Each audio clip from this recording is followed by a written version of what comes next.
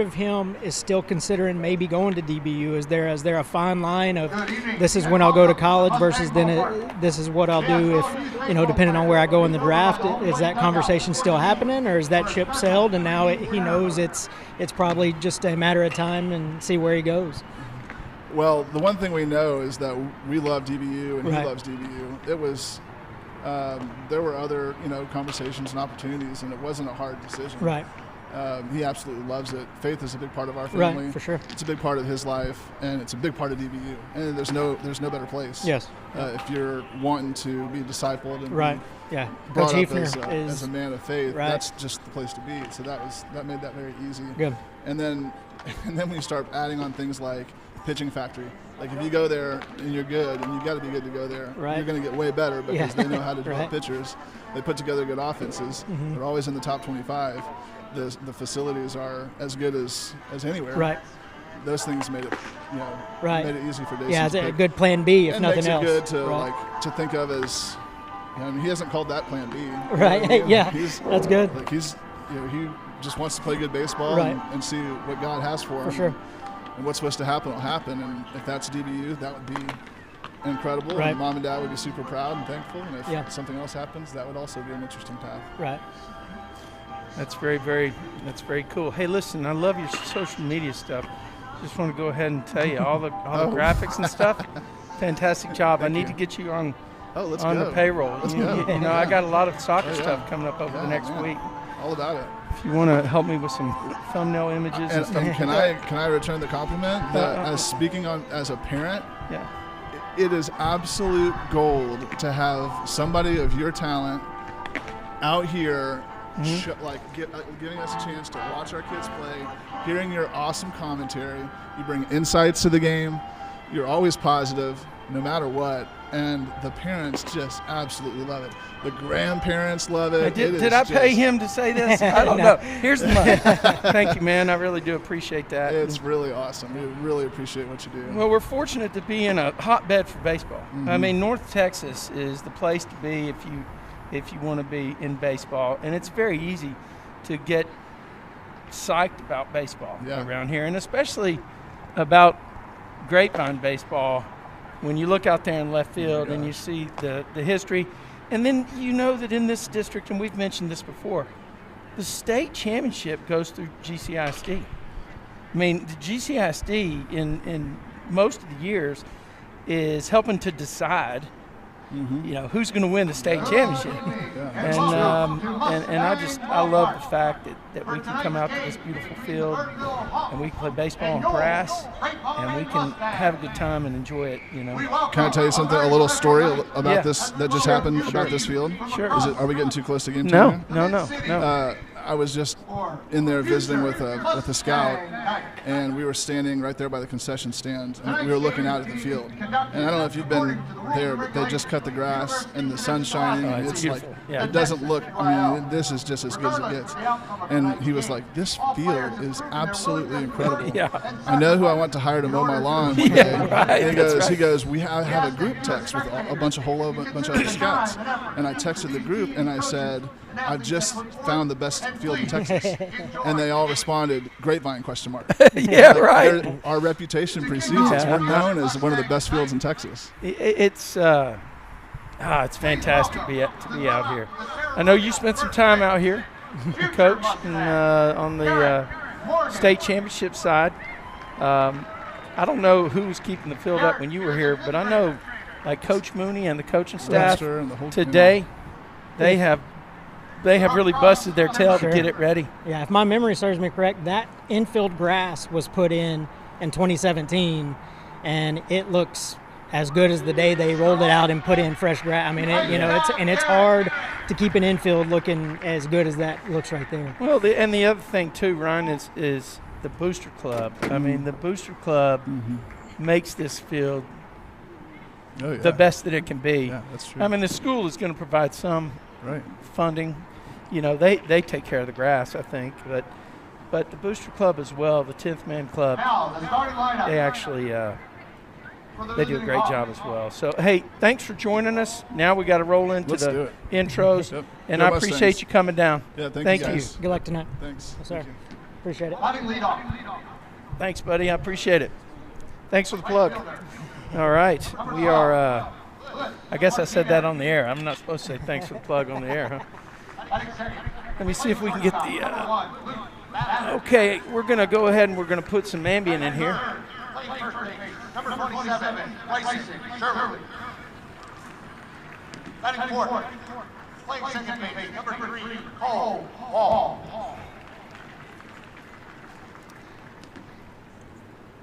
Batting fifth, Tell you what, number 13, Carter Owen.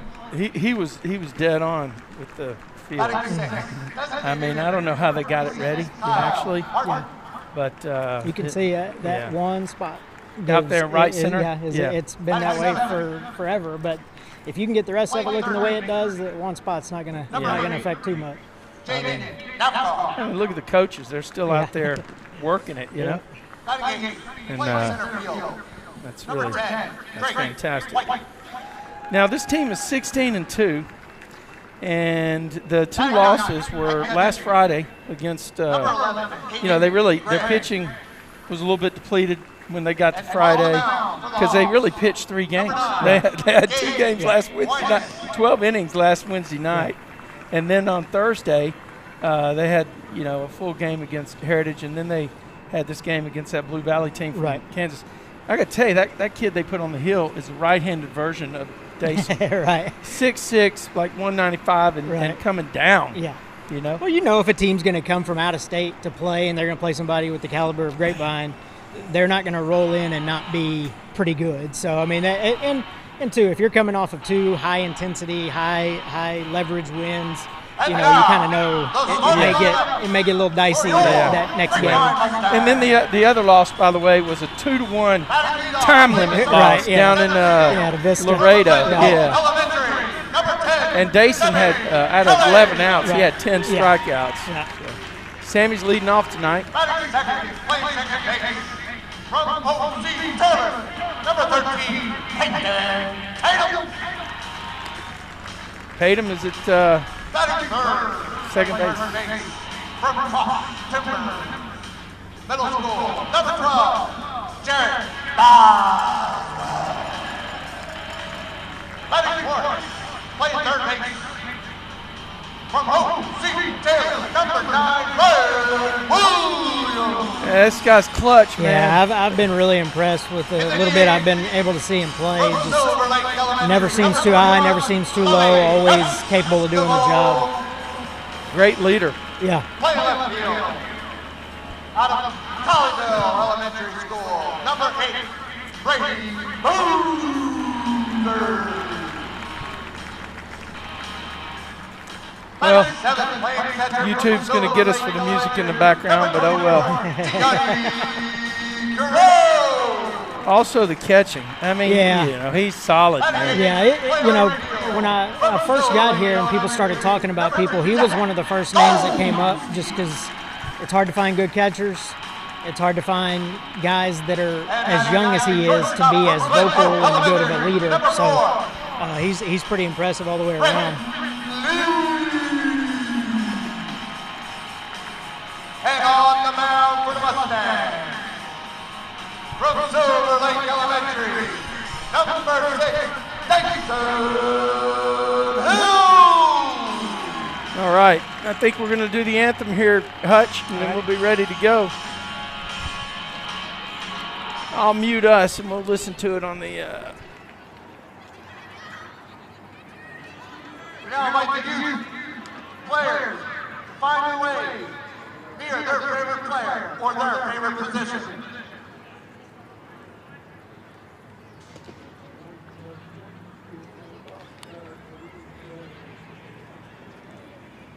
We ask you to please rise and remove your hats for the playing of the Star-Spangled Banner. Our singer tonight is GHS student Savani Maribon.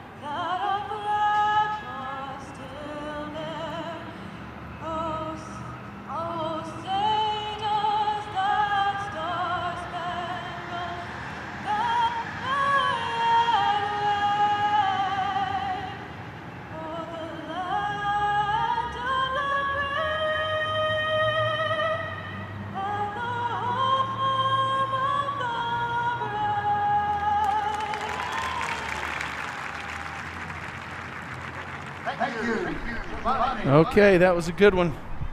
We got baseball ready to start now. The youth night here at the stadium.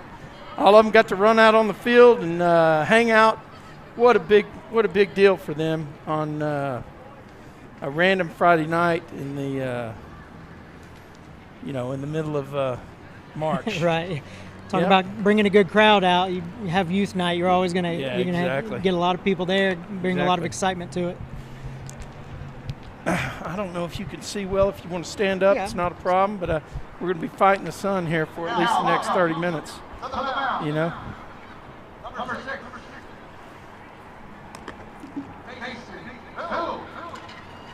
I don't know how many scouts we'll have here tonight. But that was pretty good. That was pretty good info from Ryan's from Dayson's dad, wasn't it? Right. Yeah. I mean, you think about it. It's probably a everyday event that they have to deal with some thing that comes up that all the stuff that's going into him just trying to be a high school baseball player.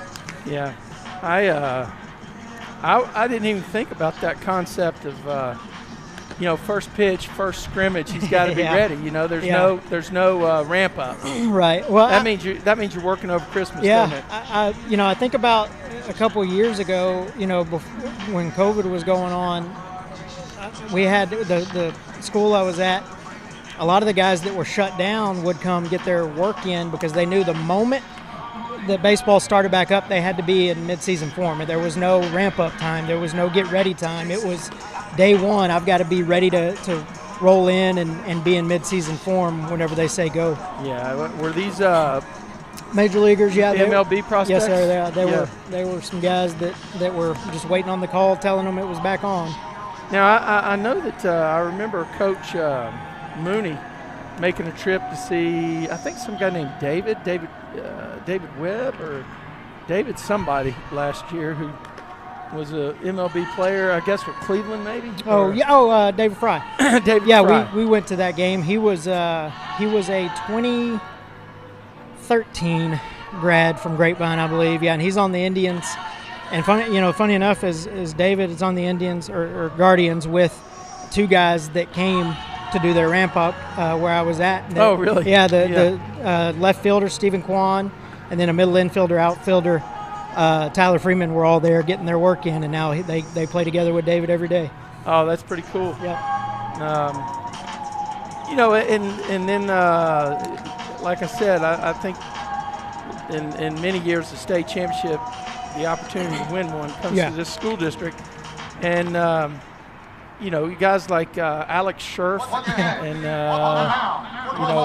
Bobby Witt Jr., biggest contract around, Mason Greer. Yeah. And then now the Braves have got A.J. Smith-Shawver, right? Yeah. And he'll probably be in the starting rotation. Oh, I'm sure. Yeah. He had a good showing last year. I'm sure he'll be one of their guys. I saw they just moved one of their starters from last year down, probably to make room for Smith-Shawver. Yeah. But he's doing fantastic up there. I love watching him on TV. Mm-hmm. He's real aggressive. He goes after the batters. Yeah. I saw him strike out Judge in the I saw that the other day too. In the spring training stuff. So once again, it goes through here, and now Grapevine has a stud on the hill in the form of Dr. K, a guy that has no problem, ringing up the other hitters. And we talked about Gianni. He keeps Dayson good. Right, yeah. Yeah, I remember having a conversation with the athletic director, actually, talking about his kind of leadership and knowing when to call timeout, go have a mound visit, kind of getting everything back under control. And last year, you think about he was doing this as a freshman. That doesn't happen very often. And if you get a guy like that, it makes it fun to kind of release him and let him do his thing back there because he's got it under control. Yeah, and now they got some new cool technology out here. Yeah, where the coach from the dugout can actually tell the catcher the pitch that he wants, and then I think he still gives the signal to the pitcher. Yeah, that got approved this year, and it's started kind of how it started in college, where it's like a walkie-talkie system. Coach tells the catcher signals the pitcher. Now if you watch college, it's advanced even step beyond that, where it's almost like smartwatches. It comes on their wrist and they throw the pitch. That's exactly what I. Yeah. Oh yeah. Okay. So this is, high school will probably get there. It's a trickle down effect of what you see at the top level will eventually make it to this level. Well, we're just about to get the first pitch underway here. I don't know how many scouts we got back there. I see at least 4 of them back there. But he starts out fastball down the middle, and that's the way Dr. K rolls. Yep. Yeah, he pounds the zone. I mean, you don't strike out as many as he does. It takes good stuff, but you got to throw a lot of strikes to do it as well. So I believe it was 11-0 on Tuesday night in the game they played at Birdville, and the Joker, Jojo Kubo pitched complete game. Yes. 7 inning, 7 complete. Did a great job, had 7 strikeouts. I think he had a couple of walks, but no runs, shutout. Yeah. Well, the funny thing about JoJo is, you got to say the Joker. The Joker. Yeah. Is just hearing him talk. He'll talk like he doesn't have that great of stuff, and then you watch him pitch, and guys just can't square him up. He throws strikes, he mixes it up, and he throws firm enough to keep guys in check. So it's fun to watch. And we start out the inning with a prescription for more potassium. Dr. K on the hill, ringing it up. I don't have my K meter working this year. I got to come up with a better graphic. But, there we go. I mean, we expect to see at least one more of those this inning, right? Yeah, based on the average, you will. I mean, I remember interviewing you way back after a Birdville game, in the early days of Tradio. And one of the things you talked about was when the pitcher's striking out people, the defense doesn't have to worry as much, but also you can get complacent out in the field as well. Yeah. But when you can get 2 outs an inning and only rely on your defense for 1, there's a pretty good percentage there, isn't it? Yeah, well, you start thinking about, playing deep into a season, guys that can strike out high numbers. Did you see that off speed? Yeah, that's dangerous. It is. But guys that can strike out a high number, I mean, they when you start getting into playoff baseball, they that speaks volumes just because your defense doesn't have to do as much. Exactly. Some communication issue there. Yeah, it's a little bit of a golden triangle right there between three guys, 2 infielders and outfielder. It's hard. Somebody's got to jump in. Own it. Philosophy on fly What did you balls. play? Did you play second base? I was middle infielder most of my life. Yeah. So I was an outfielder. Gotcha. So I would be saying, hey. So I'm thinking the second baseman should have caught it. You're thinking the outfielder should have caught it. Exactly. Oh, great pitch right there. Yes! Looking, Dr. K rings him up again.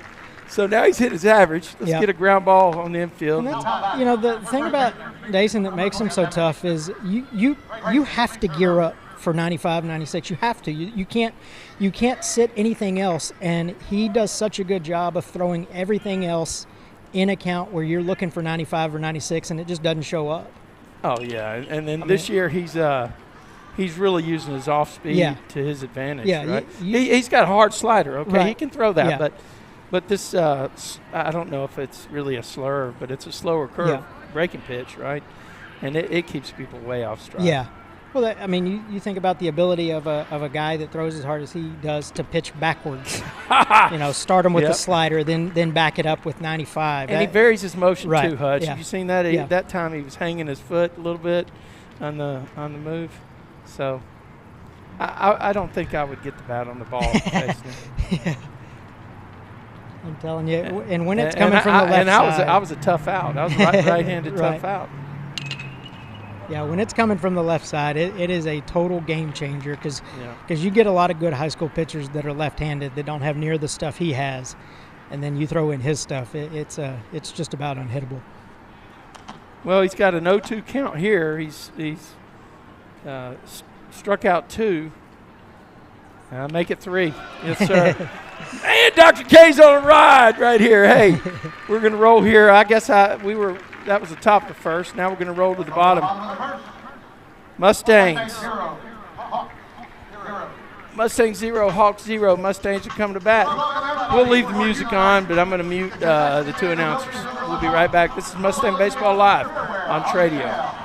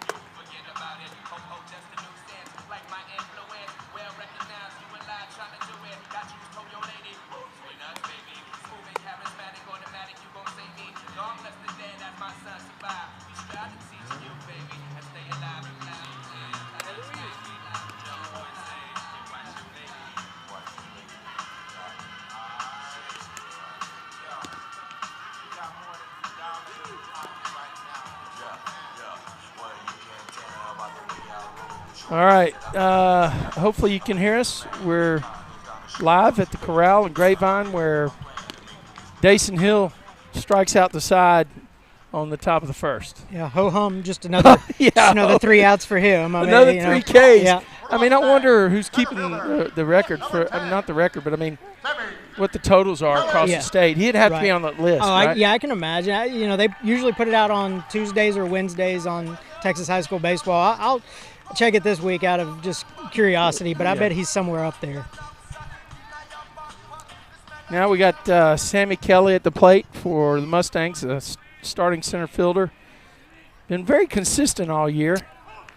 Had some clutch hits, too. Yeah, their lineup is really, really balanced. I mean, you look at top to bottom, 1 to 9, every guy fits the part that they're in, and that's important if you start thinking about, not having those lulls in innings where you can't put something together. It doesn't matter if it's the first third, the middle third, or the back third of the lineup. They can still produce, and Sammy starts it all. Oh, he got one right there. That's a base hit. Kept his hands back, a little off stride. But some really good hands right there by the center fielder, Sammy Kelly, to get things going for the Mustangs. Second baseman, number 13. A good swing right back up the box and get things going, especially with a guy with his speed. And a right-handed pitcher. I mean, this really gives Coach Webster a lot of options. Right. Peyton Tatum, I think, is probably one of the hidden gems on this team. He's been great, very consistent this year. Putting the bat on the ball, he's done a good job at his defensive spot. Yeah, when you go back-to-back lefties, sometimes you worry that what if they can throw a lefty in there against them? But if you have 2 guys that can handle the bat like Sammy and Peyton, it really doesn't matter. And maybe the hottest hitter on the team, the third hole is left as well. Left too, yeah. That's a throw over to first base. Yeah, that was one of my thoughts when, facing Colleyville, when I knew they were going to be throwing their lefty, was how would Grapevine's lefties respond, and they handled it, about as well as you can handle it. Yep.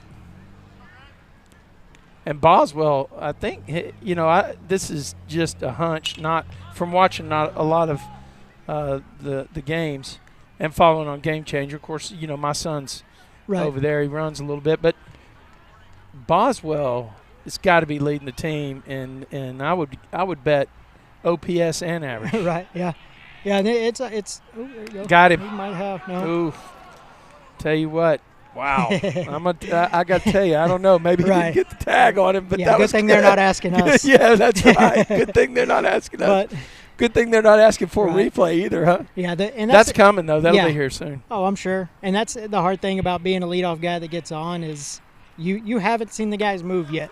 And if you're a fast guy like Sammy, you want to be aggressive with your lead because of a ball in the dirt. You want to take, so you're stepping out there and you have no idea what he's got. And now Sammy knows. So but that's what you want. You want him to throw over. Yeah. And you want it to be close, which means you measured it. Yeah, he just told 17 guys what kind of move he's got. Yeah, exactly. And it's pretty doggone good. Yes, it was good. Yeah, he's going to go this time. Yep. There you go. Base hit. That's a hit and run there. He's going to be safe at second because Coach Webster started him. Yeah.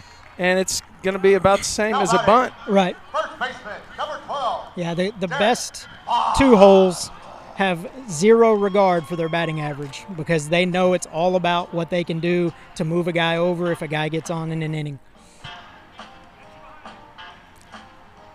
Well, they got one of those. Yeah. Very unselfish Yes. dude that gets a bat on the ball. And then clutch, too. He got the game-winning RBI against Colleyville last Wednesday.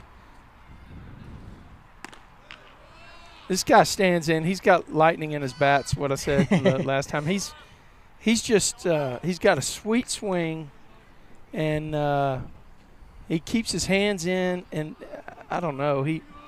He's a guy that he's cut out of the Brett Squires mold. Yeah. Well, if you're cut out of a certain mold, that was a good one to be cut out of. Exactly. So, I mean, Brett's probably one of the best left-handed hitters I've ever seen or coached. So if you're anything in that conversation with him, that means you're pretty special. Yeah, I saw him break his hand in the about what 2 in the 3 World years Series. ago. Yeah. What's he up to now? Did he get drafted? Yeah, he's with the Royals. He might be in Double-A. He may start in High A. Might be in Double-A. He's played in a couple of their big league spring training games this year. Oh, that's awesome. So he's awesome. been in the lineup a couple times now. He got to play in the spring breakout series where they have their best prospects play against another team's best prospects. So he's climbing the ladder for sure. Well, I'm sure he's seen he and BWJ, Bobby Witt Jr., they probably know each other, right? Yeah, well, they knew each other really well prior to that. So now that they're in the same organization, I imagine it's pretty fun when they can be around each other. Right. What about Scherf? Do you know where that guy is? He's been up and down between Double-A and Triple-A. Right. I think he's maybe in the Twins organization now, not the Red Sox like he was for a while. But, yeah, you talk about a guy that would put some scouts behind the net. You know, it was him. He would light up a radar gun. I remember that game out at Brock where, still think London beat the ball to the plate. I've looked at pictures of it almost once a year, and I still think he's safe. So. Yeah, right. In the book, he's still out. But yeah.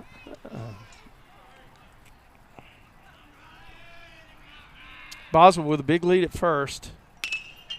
Coming at us. That's coming at us. That's got close to the Tradio truck. This guy's a great two-strike hitter. In fact, when he hit the long ball against Colleyville, I had a two-strike count. Yeah, you talk about, literally down to the last strike and coming up with a swing like that. That'll tell you tells you a lot about what kind of temperature a guy runs on. Yeah. Yeah, exactly.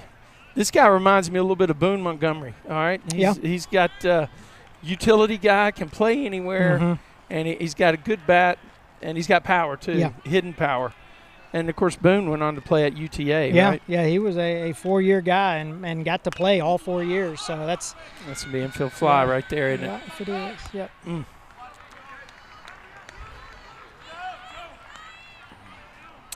Here's another guy, Lolly Esquivel. Yeah. Lolly Esquivel, he's as tall as Dason. Yeah.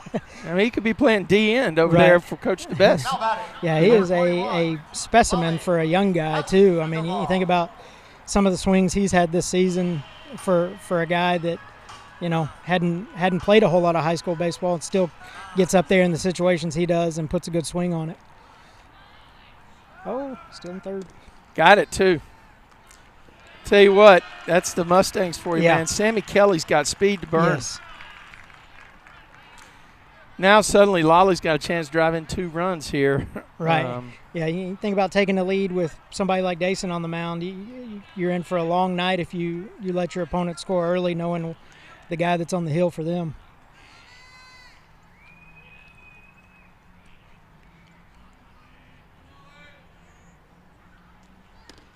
It's a great pitch. Great pitch by the pitcher. You know, he was looking for something he could square up, and he got that off speed.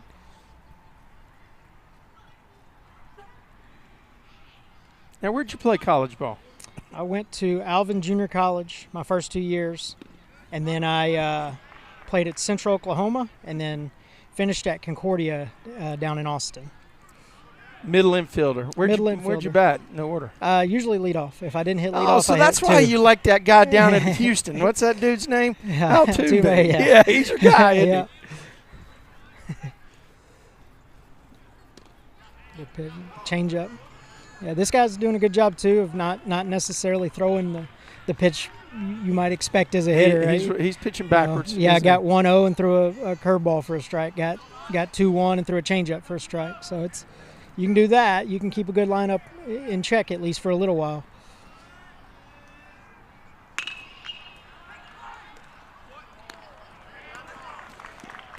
Well, Mustangs threaten, get runners to second and third, and they send 5 batters to the plate, but not able to scratch. But Dr. K, he's ready to come out and shut him down. We're rolling to the bottom. Top the second.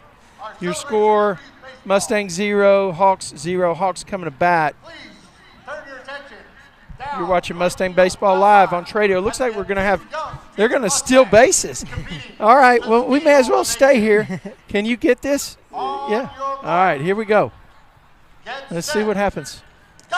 Oh, he got an early break. But look at the guy in the Reds. The Reds outfit. Come on, pick it up. Stay on your feet. You got a chance. You got to run back. Come on, 10. 10 wins it. The comeback win. As a comeback win. All right, we'll be right back with Mustang Baseball Live on Tradio.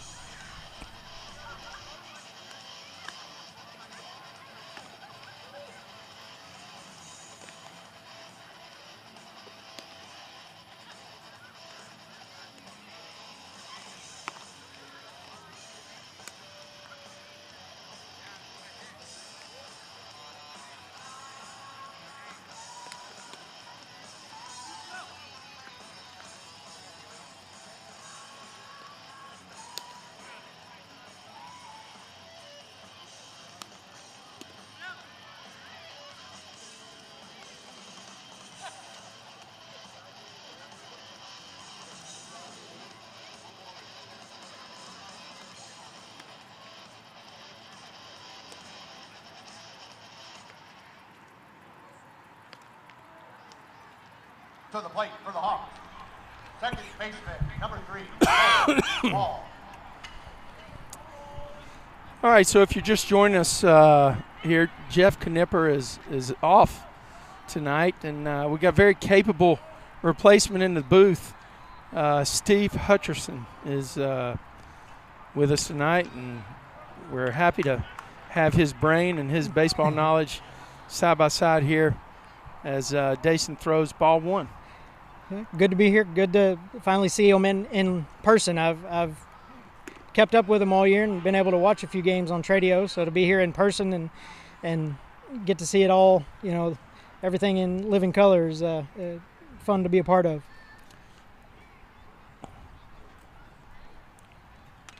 Wow. Now what do you look for? It's what you said. Good luck, yeah. Yeah, good luck. 1-2. Every pitch in his arsenal is still available, right? Yeah. I bet he throws that. Back foot slider. That's exactly what I was going to say. You can kind of, what I have noticed about Gianni, the catcher, is you can tell when he calls something he thinks about to be nasty because he kind of sets himself where he knows I got to get ready, because you got to block it. Yeah, what's coming is about to be filthy, and I've got to be able to knock it down, smother it, and throw the guy out at first if needed. I think he's going to dial it back about 10 miles per hour right here and drop that. Try to go back door with that, that breaking pitch. Yeah, the last start, he climbed the ladder quite a bit on guys, and I thought that was impressive. That when he How needed about that? I finally got one right. Huh? That when he needed to get a swing and miss, he was able to climb the ladder, go up in the zone, and get guys to swing through. I think that's what he's going to go for right here. Guys, he changed his eye level. He'll probably hammer that strike, fastball. Nope, he threw the off speed again. Guy having a good at bat. I mean, you get in there and foul some off against Dayson. You if nothing else, you're at least giving the guys in the dugout a look at everything he's going to throw. So so you watched the 2 games last week. Right. The thing that was so impressive to me by these senior pitchers, it doesn't matter what count. Every pitch is on deck. Yep. Yep. And Coach Webster and Gianni, they think that way, and yes. And they use it to their advantage. Yep. How about that? Yep. You can't hit 94 when you fouled off. He fouled off 2 curves and then got 94 down and away. It's almost unfair. Yeah. What do you think about, too? I mean, you mentioned Alex Scherf, and we had a couple guys here with Kyle Flam and Newman. 3-2 was just another count. Anything was available, and that's what Dayson's able to do. It's what JoJo's able to do is the full. Look at that. There's a hit. Whoa, maybe nice not. Play. Nice play right there. B. Lee, if you hit it on the infield, you got to B. Lee. That's what you say. Okay. Yeah, he's I've been really impressed with him because I know, talking with Coach Webster early in the year, knowing what graduated, knowing there were some spots to fill, that shortstop's been about as solid as you can hope for, and just automatic out. Everything's routine. Well, I think one of the things that differentiates teams is the ability to make the plays they're supposed to make. Right. These guys make the plays they're supposed to make. Well, you looked at the game the other night. It turned into an 11-0 game from a game that was fairly close. Oh, my gosh, right? Yeah. I mean, it was close for a while, but then Birdville mishandles a couple balls, and now all of a sudden the floodgate opens. And with runners on, with pressure on, right? So, I mean, that's what – keep pressure on the defense. For sure. It's done. Dr. K does the deal, and Gianni squares it up and hands it to the umpire, and we are rolling to the bottom of the second. Dayson's in command. He's got 5 strikeouts in 2 innings. And he's on display tonight, folks. We'll be right back with Mustang Baseball Live on Tradio. And the world famous Dang Dog.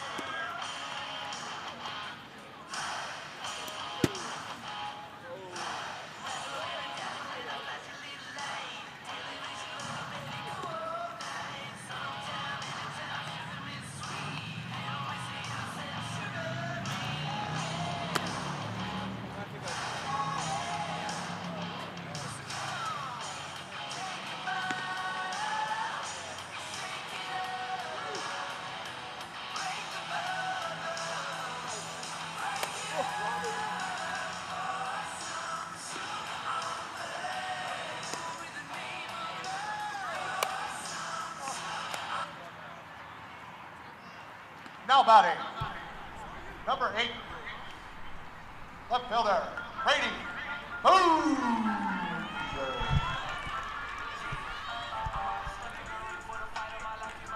Another bright spot in the lineup.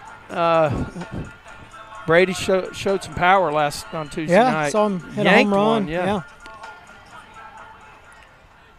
I mean, you said at the top, they got all 3/3 of the order can do some damage, and a lot of times base hit. Yep. A lot of times you'll have a pitcher can look down the lineup and say, okay, don't let those 3 guys beat us, but we're going to get the other 6 out. Right. And it's just not the thing that you can do with this lineup. And I felt like for years when you get to the 5A, 6A level, the team, they can run out a full 9-man lineup where everybody can do a job or handle the bat is probably the team that's left standing at the end. So Grapevine is definitely in that conversation for sure. And this week they're ranked 5th in both polls. They're ranked Texas high school baseball, and then the Texas high school coach, high school baseball coaches, they're 5th. Number 1 in both polls, I think, is Argyle. Right now. And probably warranted, but at the same time, right now it doesn't matter a whole lot. Argyle, it's hard to argue against it because they got to the tournament last year, had a lot of returners. Right. It's just natural that's where they're going to start. But that makes it even more fun when you get to that game to really get after it. Yeah, he did get him. Great job by that pitcher, wasn't it? Yeah, he moves his feet well, and he doesn't. He's quick with his feet, and his arm action is real short, and that's John how you Smoltz. pick guys off. That's John Smoltz action right there. Well, I mean, that may be pressing it a little bit, but that's how his move was. Yeah. Because he looks like, preset, he's kind of open slightly, where he can, get that turn and already have the hips ready to throw the ball.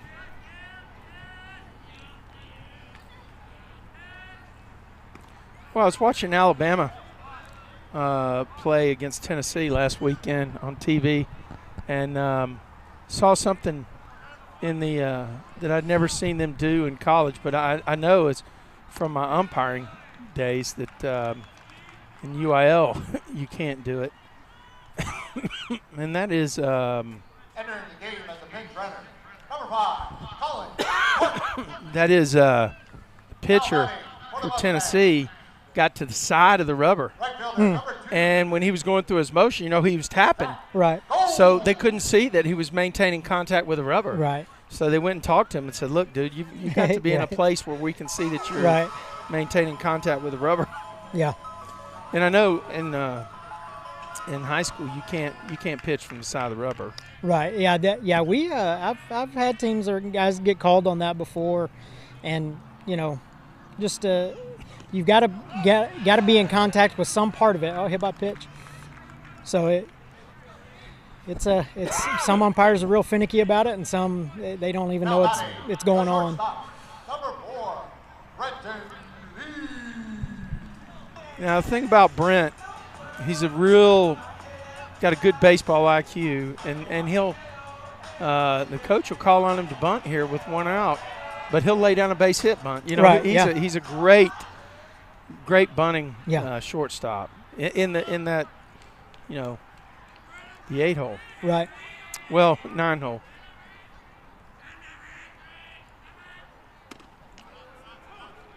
Yeah, that good 9-hole turning the lineup over. I mean, you can't. It's hard to find in high school baseball. It really is, because most teams will roll 4 or 5 good hitters out there. But if you get a 9-hole that can turn the lineup over, that's how you start putting up big innings and really winning those close games. Uh-oh. Yeah, he offered it that one. Yeah. So that's going to be 2 strikes. The unfortunate thing is the way they were rolling. Got second, may have been able to make it to third. Yeah, I think it would have worked out without getting it down if he initially took off. Get a line drive right in the hole, Brent. Ooh! I think he crossed him wow, up. He crossed him up. Yeah, you could tell he crossed up the catcher. Yeah, the way he caught it, he didn't expect what was coming. So it's probably a strike if he does and catches it better. Because he would have stayed down, framed it. Yeah, I think it caught a lot of the plate. He just the way he caught it. He was expecting fastball away. Kind of lunged at it, didn't he? Yeah, and some umpires will still give it to you if they think it catches the plate, and some it crosses them up too because everything in front of them looks so weird that they knew it wasn't happening the way it was supposed to happen. Right. Solid leads at first and second by Goldstein and Park, respectively. Pitcher didn't like what was going on in second. Well, you know, Sammy, when he stole third, had a good walking lead, kind of walked right into it. So, you know, that inside move is the only thing. Let's see what happens here. Yep. Brent gets down the line, though. He's not going to be. Yeah.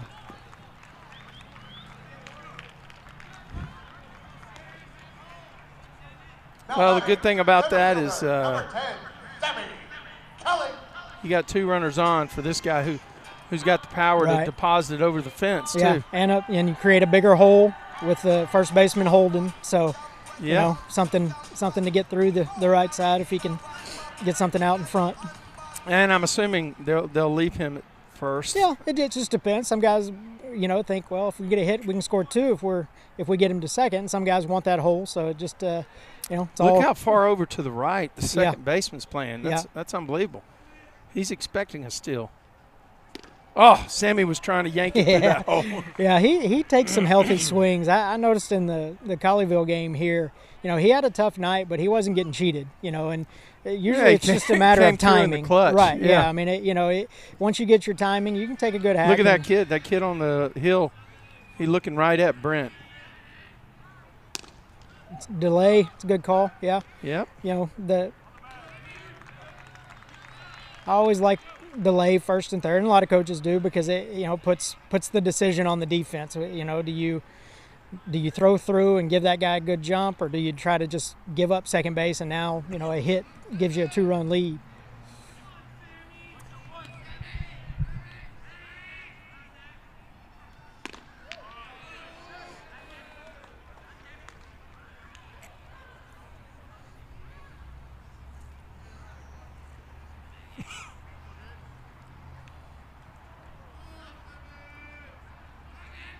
I think my request for a drink was denied by Andrew, right?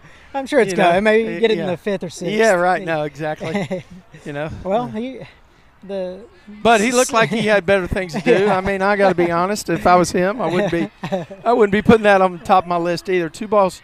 I've got 3-1 to Sammy here. Yeah. Right. That's going to be a runner. Again. That's going to be a runner. That's exactly. Go, Sammy. Go. Yeah. Sammy's going to roll.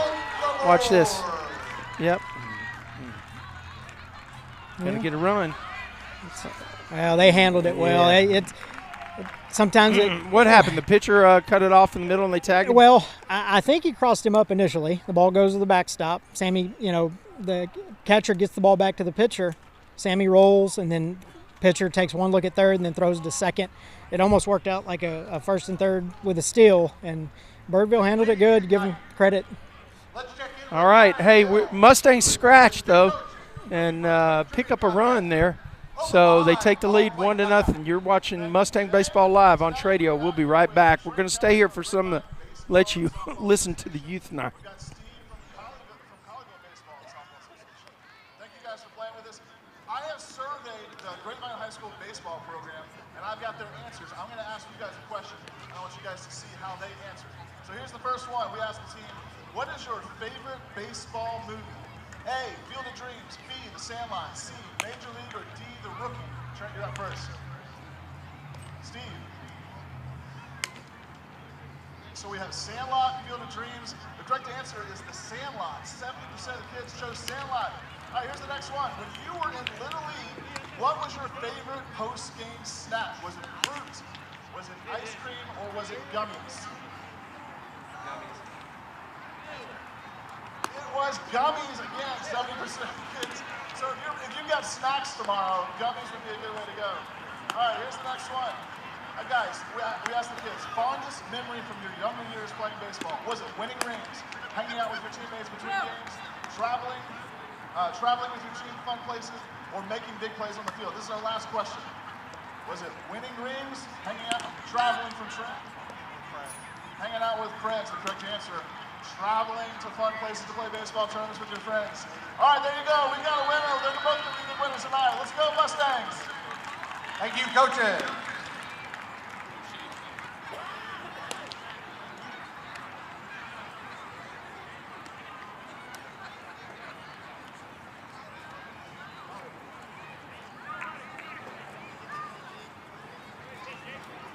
Blue, run counted. There is 1 run on the board. There we go. Yeah, the run counted. I don't know. Yeah. Oh, look right there. Look coming over here. I got some waters. Number 8, Jason Napcall. He must have heard me. He must have heard me on the broadcast say something. I'm sure he did.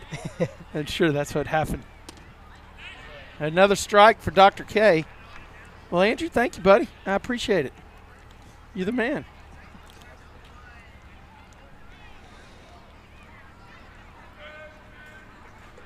What do you think about Dason Hill, Andrew?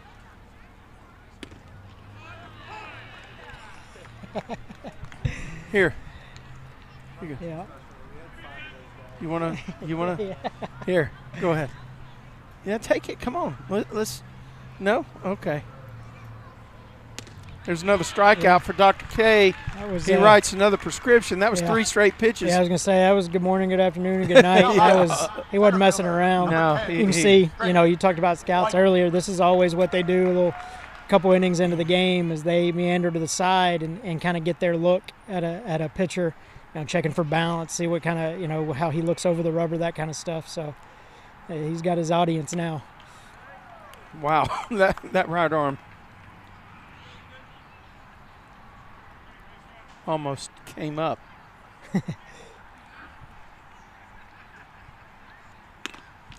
Yeah. Ball was in the mitt. Yeah, I was going to say, it seems like he's getting lathered up now. He is. He was kind of on cruise control first couple innings, and now he's kind of letting it rip a little bit.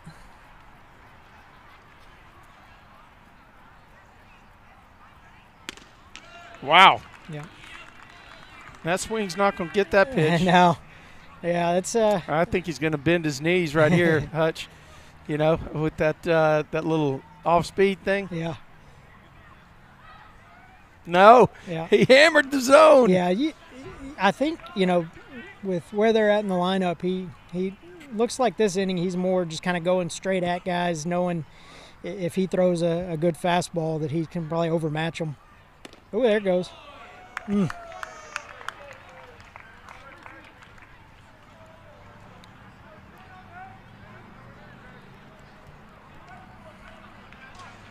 Andrew, you got any mints on you?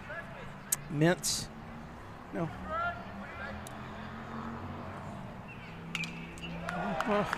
Well, that's a good job by the batter. It is. I mean, that's, about the best you can hope for down the lineup is a guy that at least runs up a few pitches and maybe now you get late in the game with still a chance, and he's got his number already. Oh, he got him right there. That's we talked about that. Yeah. Yeah, we talked about that. It doesn't matter what count. Yeah. Any pitch is on the deck. Yeah. Yeah, 3-2 curveball coming 78. after 96, right? Yeah. In a full count is pretty rough.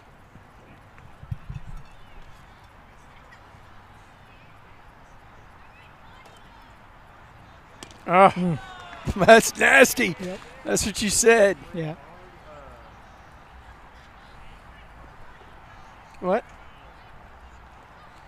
95, 96.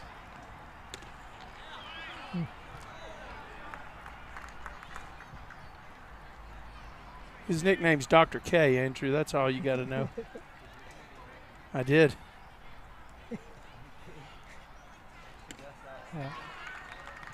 Yeah. He's earned it, though, hasn't he? Yeah. Wouldn't you say? Yep. He's been straight either curveball or slider to this hitter. So, I mean, you think about first few hitters, it was fastball. Now he's gone against the script on that. And oh, he did. Oh, that's a rip. Yeah. Yeah, he quick pitched him a little. But the kid was ready for it. That was a good swing he put on that breaking pitch. I mean, it's what you got to gear up for that. There's you're going to see guys. The longer the game goes, they'll take better swings on fastballs because that's what you have to gear up for. But as he can still throw the slider, the curveball in there, that's when you start locking people up. And that's where I think about Scherf. He threw so hard. He was 96, 97, 98, but he had the ability to spin it in there, at will, and that's what makes those guys dangerous when they throw that hard. Yep.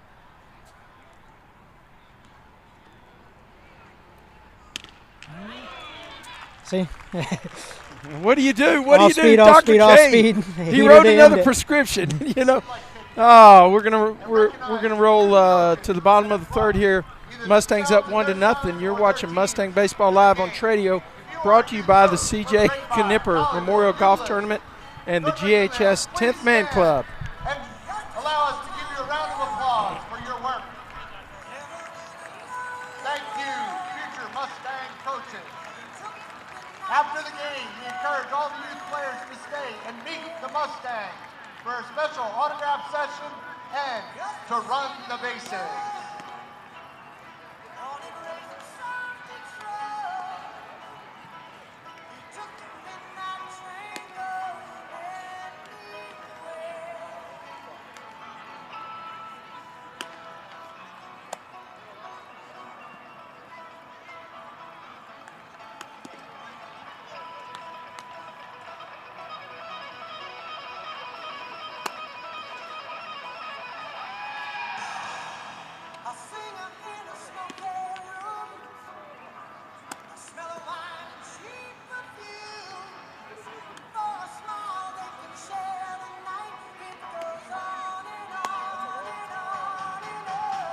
About golf. Coach, let's chat a little about golf. All righty. Now, you coaching the boys or the girls? I kind of do it all. I mean, you know, when you get out on a golf course, everything's so spread out, and you have five players. So, you know, we kind of handle all the duties. There's days where my main responsibility is just making sure they get to the hole they're playing or starting at, and then making sure they're not dehydrating themselves. And then there's days where he puts me on the tee box and says, tell them where to hit it.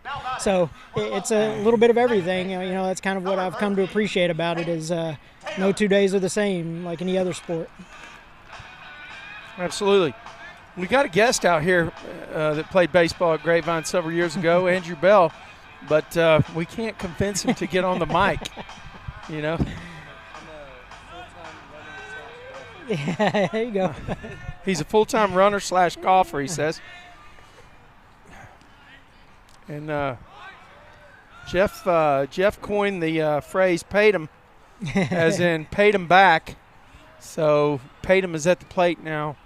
Number 13 takes a ball. Like you said, Coach, all the lefties in the lineup really.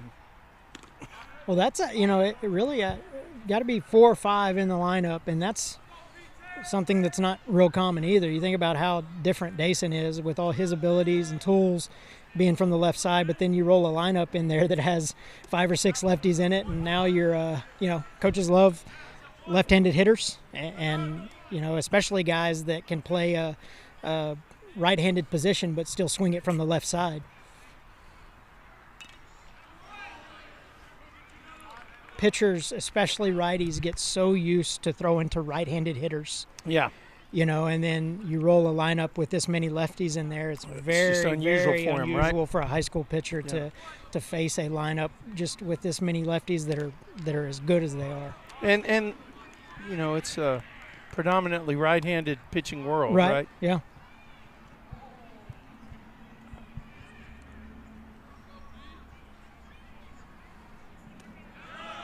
Well, Brent made a good play on that line drive earlier in the game, and so Dason has a no-hitter going. I don't know if anybody's reached base. Have they? No.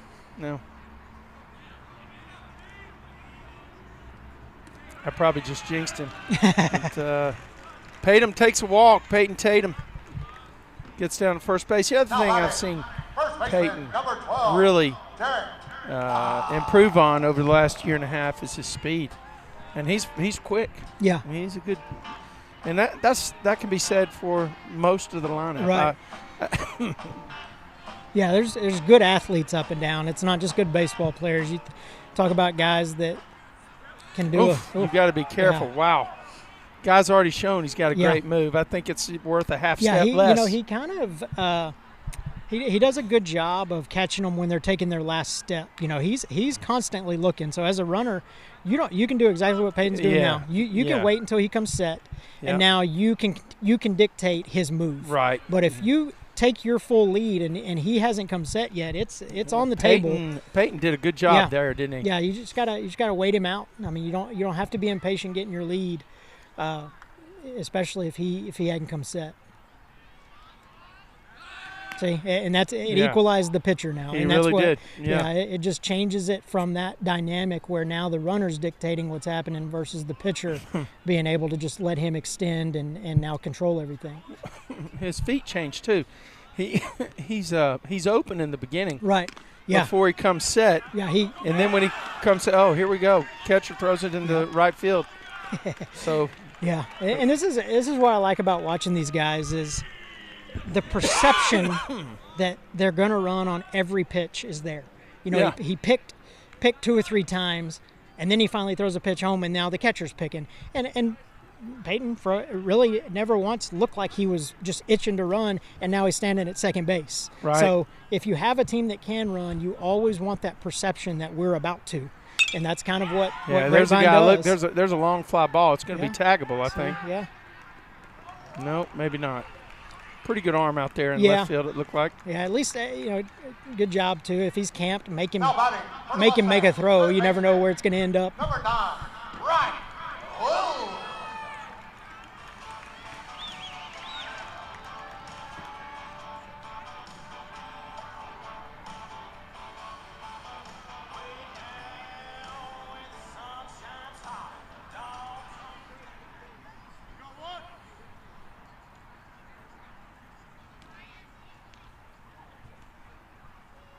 Oh, there's a rib. Stay fair. Yeah.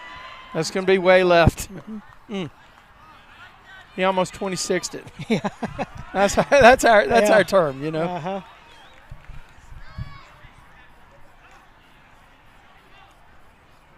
You know how in the restaurant business they 86 something when they're out of it. Yeah.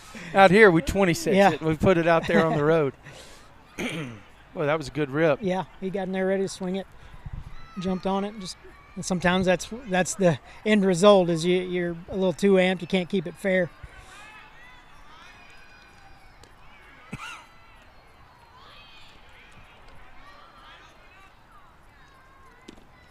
AJ, can you hear us okay? Thumbs up? Yeah, okay, perfect. All right, Ryan works count back even to 1-1. This kid's been throwing pretty good too on the off pitches. I'm impressed with him because he it's not like he's overpowering. You're definitely not looking at, his stuff as it compares to Dason, but at the same time, good pitchers, if they throw strikes, they mix it up. It's tough on any hitter. Good walking lead again. He got a great jump, didn't he? Yeah. Wow. Really good job that time by and you could tell Peyton Tatum. The pitch before, pitcher stops his feet. It stops the runner. You can't steal third from a standstill. And then that one, he kind of quick looked, didn't stop his feet. Peyton times him up, and then now you're standing on third with less than 2. It's a good opportunity to score. This is where Ryan's dangerous because he's going to try to hit it to the outfield. This is so if I'm looking at the Mustangs lineup, he's a guy that I'm saying, hey, with runners on base, don't let him be right. don't let him own the game, right? Uh-huh. But on 3-1, what's he going to do? Yeah.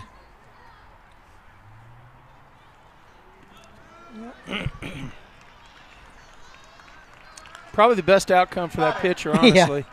Well, it's now last time Lolly hits a ground ball in the middle. Now, you're banking on, well, maybe we can get the same result this time and roll it up if we don't give in to Ryan.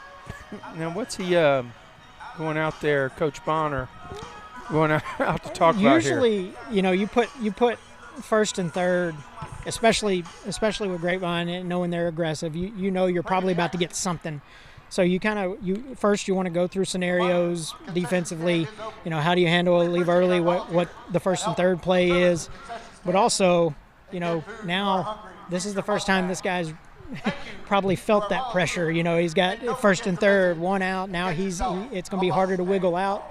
Calm him back down. Let him know he's 1 pitch away. That kind of thing.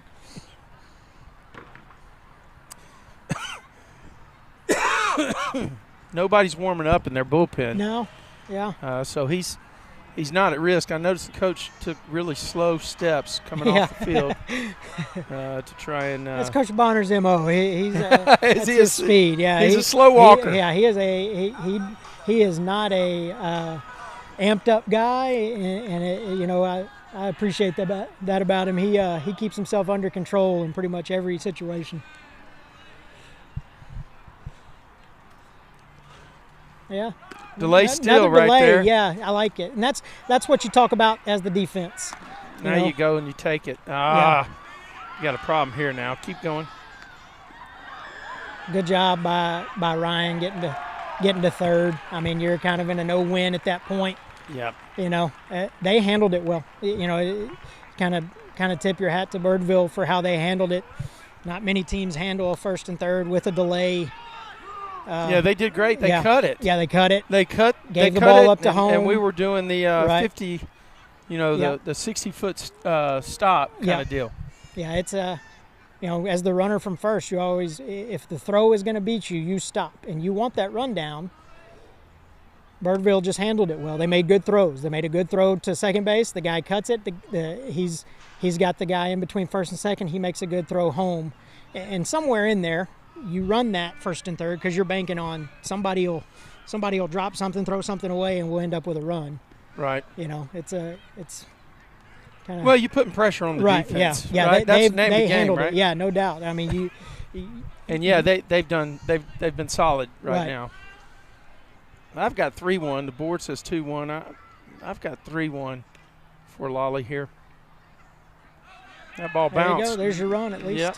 The way you feel like you got something out of the inning. I guess it wasn't. I had 3-0. It was 2-1. Now it's 3-1. Mustangs get a run across and extend the lead to 2-0. Yeah.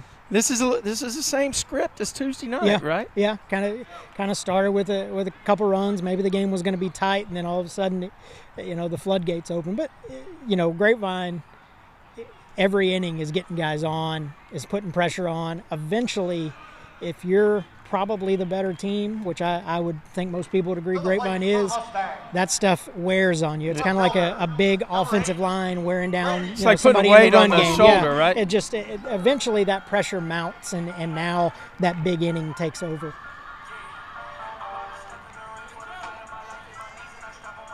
Yeah, you give Coach Webster a lot of credit. You have to, as a coach, keep applying pressure even if guys have gotten thrown out, even if guys have gotten picked off. Because at some point, as long as you're still getting guys on, you're going to keep getting those opportunities. Like and the throw into right field the catcher made, right? Yeah. Yeah, two guys have gotten picked off earlier in the game, but all of a sudden now they threw down to first on nothing, and Grapevine gets a free 90 feet. And then Peyton ended up still in third. Right. So, I mean, it could have been a lot different, right? Right, for sure. Yeah, the entire approach to the game is fared well for them this year. Yeah. Well, 16-2. Yeah. You know that Argyle's ranked in the top 20 on max preps. Yeah. Nation. Yeah, nation. Yeah. Well, I mean, they're 10-2 and 2, man. And this is probably me being biased. I think Grapevine's always slightly overlooked nationally because of different things. Maybe, you think about Dason being what he is, fine.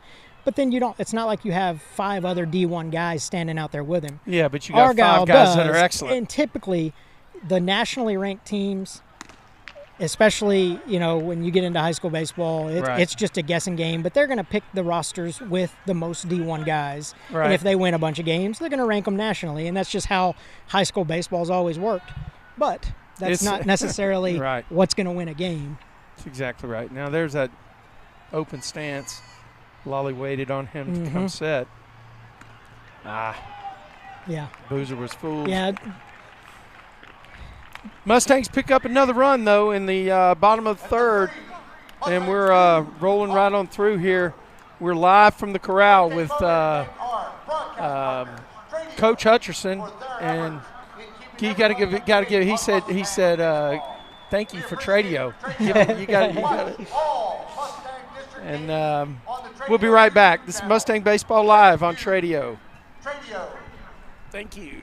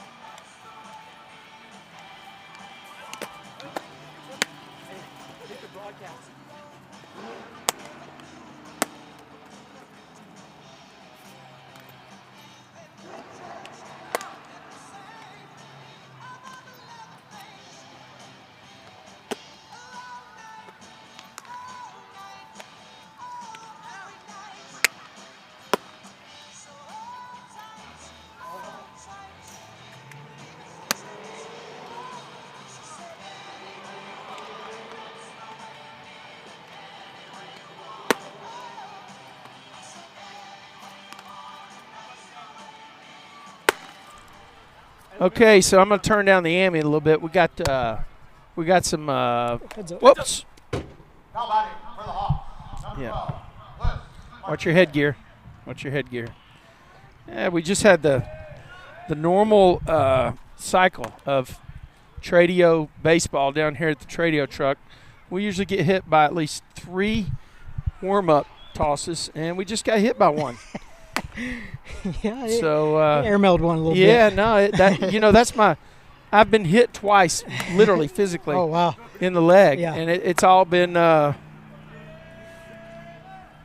that was closer than it should have been. Strange, yeah. It looked like he didn't run full speed all the way through. It's kind of like he took a glance back at Dayson, it slowed him down, and it was ended up being bang bang. It was funny. Me and Coach Dillard had a conversation a couple days ago about Dayson. The hard part for guys, even in pro baseball and guys like Dayson that throw so hard, is if you get a ball out in front like that, it's really hard to go from throwing 96 to throwing 60 to a base. Right. And you got some guys in the majors that will throw it 90 to first, right? Yep. So that ability is something you got to harness for sure. Well, it doesn't matter when he comes back and pounds it. Back to my story, I've been hitting in the leg twice over the last couple of years with that same thing. It hits goes off the top of the catcher. Yeah.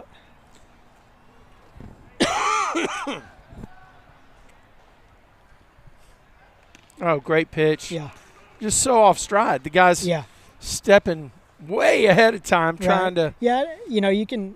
But you can also tell when the swing's not decoupled from the stride. Yeah, you watch Coach Bonner. It's one of those nights where you don't know what you can say as a coach to help guys against what you're facing.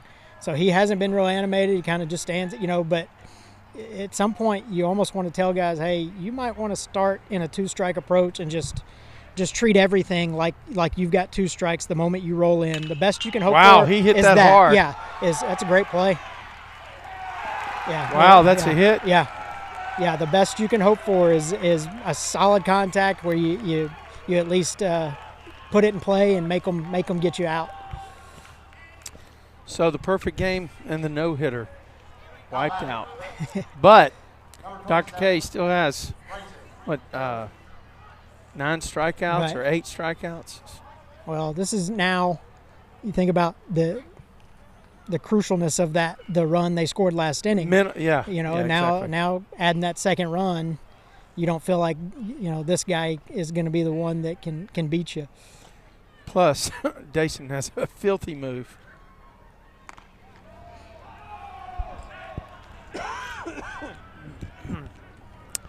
Got a really good move to first base, and I don't know if we'll see it here or not. The guy's he got a little extra half step right there. Now, I hope he doesn't think he just saw the best move, right? No, I think he knows there's one better somewhere. Yeah, that's the reel him in move, right? You get some live feedback? Yeah, I've only done this one other time, and it was in a football game. So I well, you know this though. Yeah, it's a little different. I don't know what you know about a football game, but well, I knew it just enough to be dangerous, kind of like most people know baseball. Yeah, right. That would be me. That would be me. That's just enough to pique the interest of the other person on the line. Yep. There's no shame in that. That's what makes everybody fans, is just enough to know what's going on, and it gets enjoyable. Oh, that's a great pitch. Mm-hmm. I mean, he did that slide step and hammered the zone. Yeah. Also, that number one's not going to run on with a 95-mile-an-hour fastball. No. Yeah, and even if Dason didn't have a good move, even if he wasn't left-handed, with Gianni sitting back there, it's. Well, I guess we're both wrong, but look at that. Yeah. Ooh, that didn't work. That worked out well for them. Yeah, I mean, but that's you. if you know what you're up against, and you get a guy on, you almost have to take your chances, because you're not going to get 3 hits. Right. Off Dason, getting 3 hits in a row, the number of times that happens this entire season may be 0. I mean, so you've got to just take your chances. I noticed in the Colleyville game, they took a lot of chances, and they did. It's sometimes it pays off. I'm sure he, Coach, what is it, McCullum or Coach? I can't. Yeah. Chris. Yeah. Chris. Yeah, he did take chances. Yeah, because he knew what he was up against. Yeah, for sure. You have to. If you get a guy on, you can't just go station to station. Yeah. Incidentally, I really underestimated Colleyville. I think that. I think they've got a really good team. I think they might come in on the number 4. I think they're growing up a little at a time, a little game at a time. I think they are one of those teams that probably didn't know exactly what they had going into the year, but coming and playing Grapevine in two tight games let you know right away, hey, maybe we can probably play with anybody. So now you get that confidence. Right. Now they probably play better in district. As a result. Yeah, as a result. Yep, absolutely. Yep. I think that's probably the case. I think I have my volume turned up a little too much here. Probably pounding the ears on the people.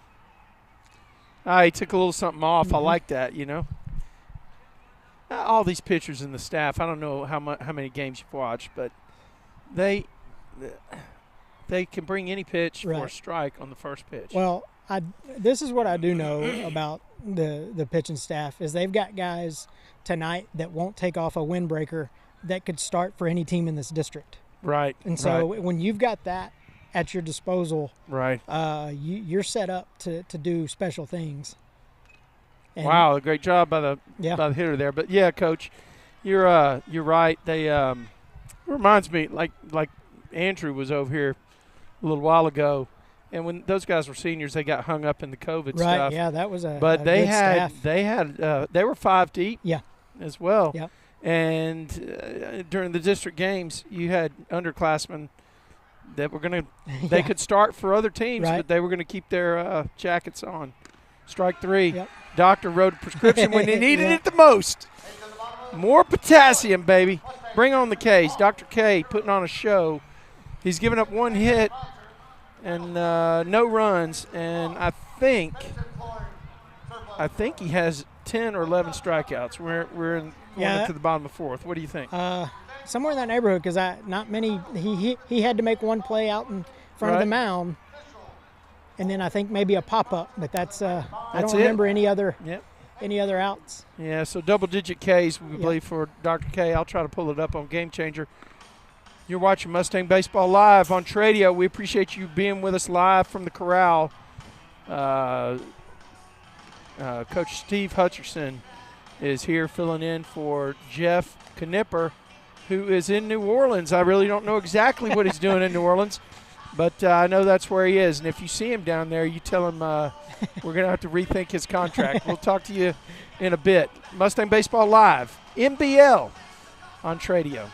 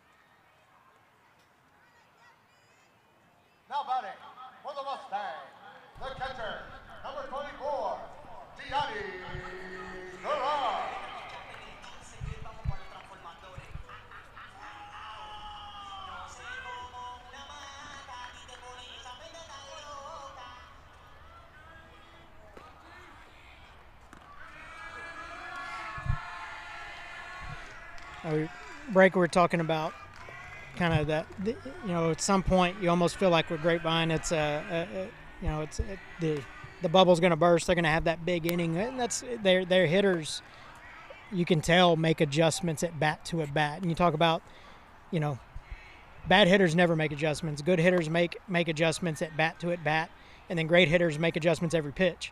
And they got some great hitters in their lineup. They'll make the adjustment pitch to pitch, and they got some guys that if something fooled them in their last at bat, they're going to step in there this at bat and know how to handle it.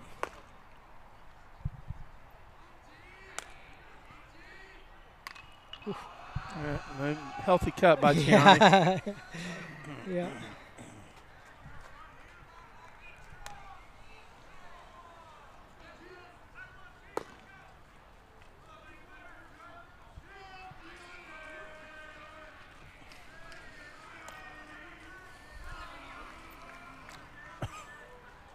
Here we go. This Tradio truck material. Yeah. Thank goodness. I mean, that was headed right to the mic. A few feet higher. We were we were in some danger. I'm going to let you catch it if it comes this way, all right?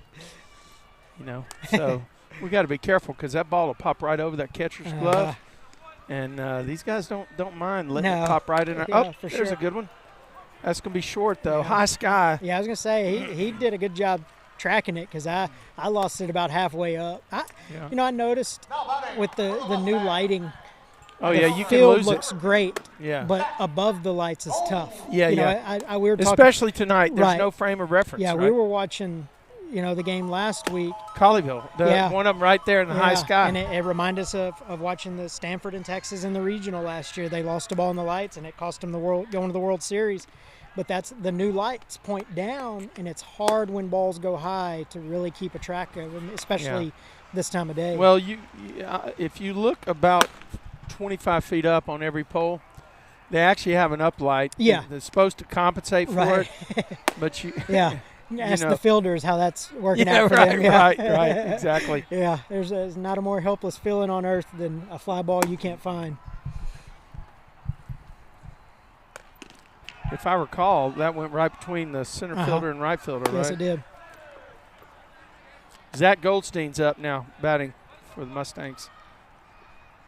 Right fielder, he's a sophomore, I believe. Yeah.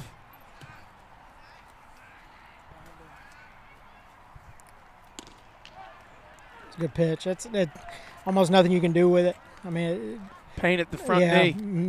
Mid shin high and on a corner. It's hard to do something with. Yeah, by the time that catcher catches the ball, it's out of the strike zone. But when it comes across the front of the plate, it's right on the knee, front knee, Now, this person that's over here parking is trying to figure out why all these premium spaces are open. Yeah. That's a base hit, maybe? Got in on him. Yeah, jammed him a little bit. Good inning. That was the guy that almost hit us in the truck warming up. Yep. Well, Mustangs send 3 to the plate, and then they head back to the dugout. It's a 2-0 lead for the Stangs. So far, Dason Hill has had the recipe for everything. Dr. K comes back out. We're headed to the top of the 5th, live from the corral. This is Mustang Baseball Live on Tradio, brought to you by the C.J. Knipper Memorial Golf Tournament and the GHS 10th Man Club.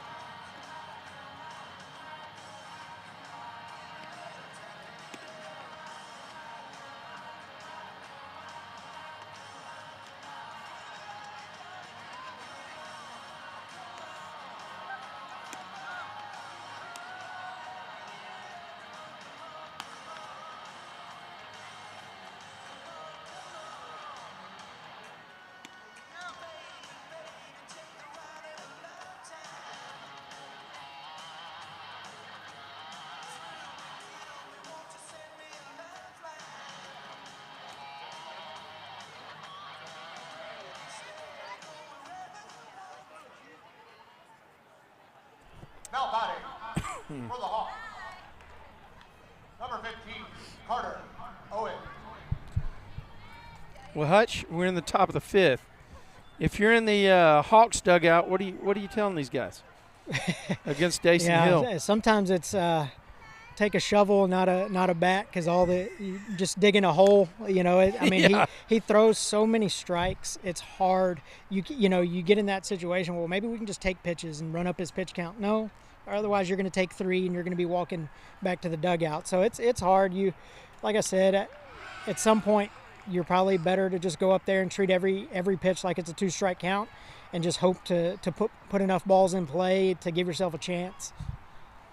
Yeah, I think the Grapevine defense has got to keep their wits about them. Yeah, here. yeah. I mean, that we've only really seen them have to make a couple plays, but when you're only getting a couple chances, now they're handling it well. That one got away from him. Yeah. All right, so he's gone 3-1 on this guy. Yeah. I don't recall a time where he's been behind not many in the negative count. counts for him tonight. He's been pretty much ahead and able to throw anything he wants in any count. Wow. Yeah. When you could go 3-1 and just come right over the top and hammer it at the knee. That was another one of those front knee strikes. Right. Now this guy's spread out. He won't be able to handle a breaking pitch. Yeah, it's. Yep. No, he didn't do breaking pitch. Yeah, I went right at him. He went right at him. That's right. Yeah. Wow. Now batting, number 26, Kyle Martin.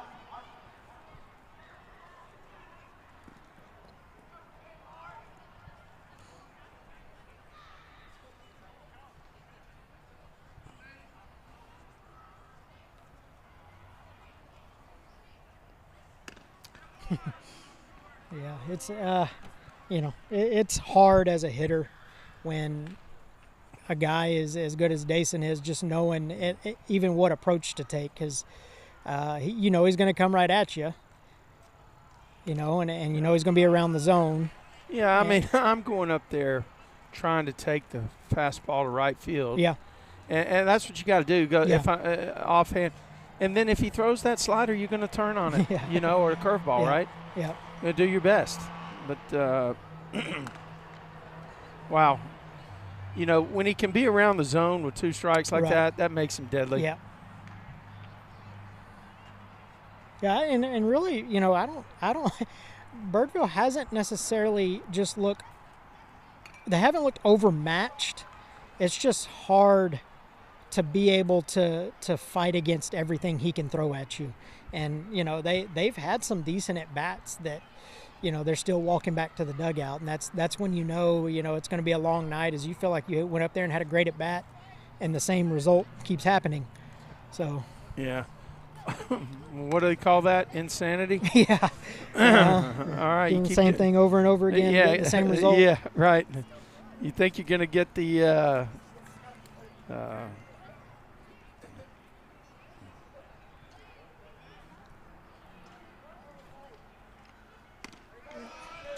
strike 3. Yep. The doctor does his business and records another one. Yeah. Another 2K inning. And that's what, the impressive part, just looking at it between innings, is the number of strikeouts he has to still be under 75 pitches in the 5th inning. Right. I mean, that just doesn't happen a lot, because, those high strikeout guys, that you worry about them getting to their pitch limit before you get to the 6th or 7th, and he could throw, at this rate, he could throw 9-10 innings and still be under 110. I mean, he's just, when you're on cruise control like he is, it's you're kind of up against it as a hitter.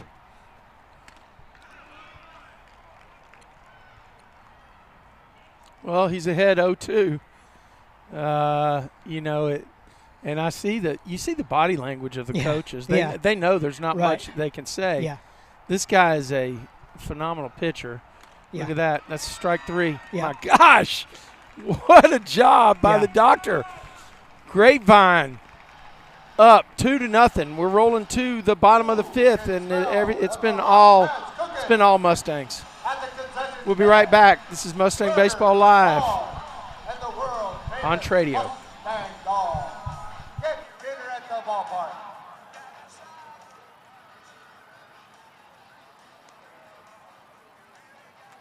Also like to thank our sponsors, Chick-fil-A Colleyville, H2T Colleyville, Bank of the West Grapevine, Cryo Nation Grapevine, Red Barn Barbecue Colleyville, Honey Teriyaki of Colleyville, and Extreme Spirits and Cheer in South Lake.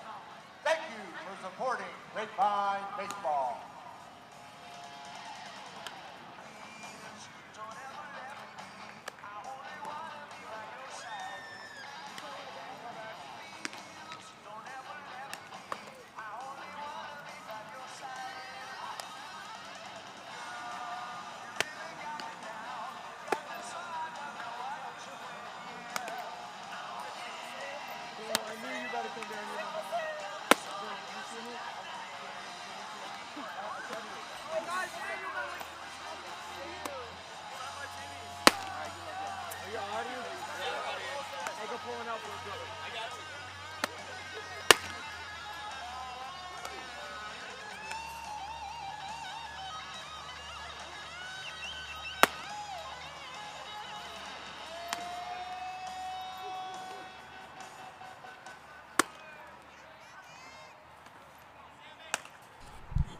Welcome back to Mustang Baseball Live on Tradio.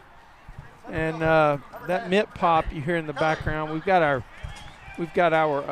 mic right by the bullpen of the Hawks, and they have a pitcher in the. What happened? I saw a ball go up. Yeah, I thought it was coming our way.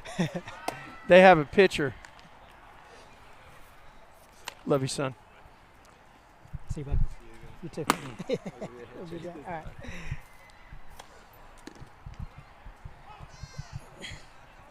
You know, and it's it's crazy with Dason on the hill. You feel like there's such a big gap in this game, and it's only a two-run game. Two-run game, and a it feels like a mountain, though. Yeah, and a one-hit advantage. There's that high strike that.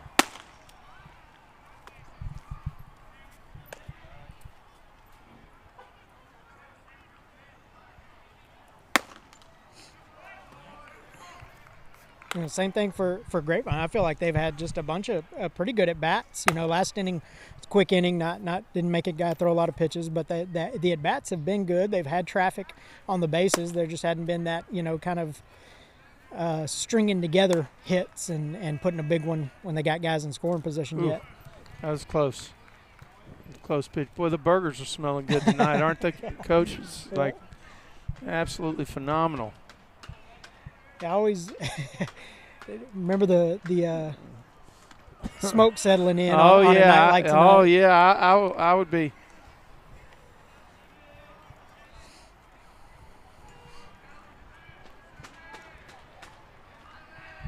Sammy's worked it to a full count. Now he's going to be down at first base and have a shot. How you doing, Coach? Yeah, this is, you know, what we talked about a couple innings ago is you continue to get guys on, you continue to get traffic. At some point, the dam's going to break.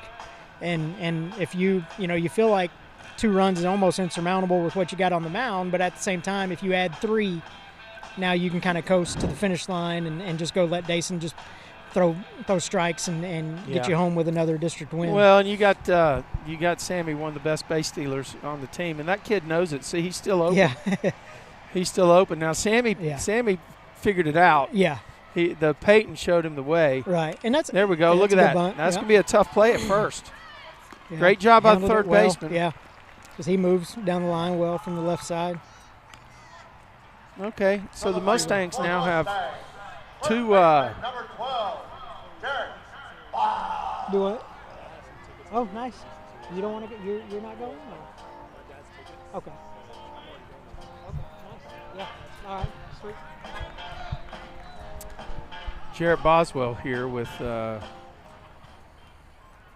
I like the play because you think, well, do you play for a bigger inning, or do you just keep adding the picket fence up there and adding a run and knowing what one run can do for you?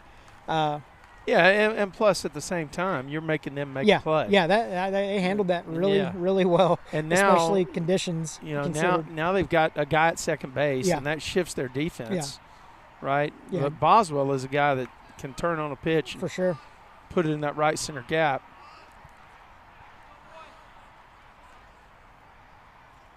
Look at that. Boy, he got that one. Where'd that go? Right center gap? Thank you. Oh, it hit the pit. Right into the soft spot, You know what? If it doesn't hit the pit, he gets a triple out of it. Yeah. There you go. That's a recipe right there. Yeah, lead off batter on, move them over, drive them in. And the 3-hole hitter continues his tear. Yep. I got to tell you, that guy has really shown a lot. He's a junior, right? And he's done a good job with his defensive position. And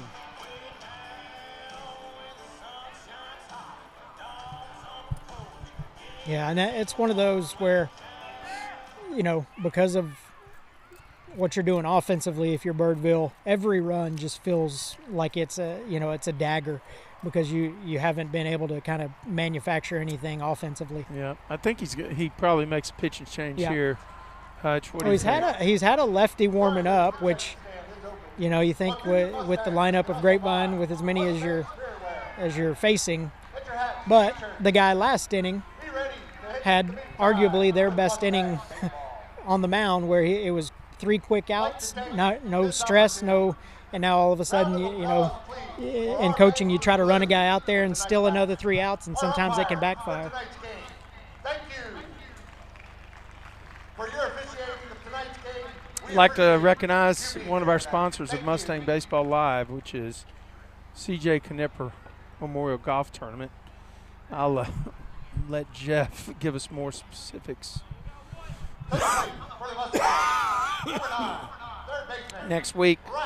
Sorry about the cough. Maybe eventually I'll get rid of it.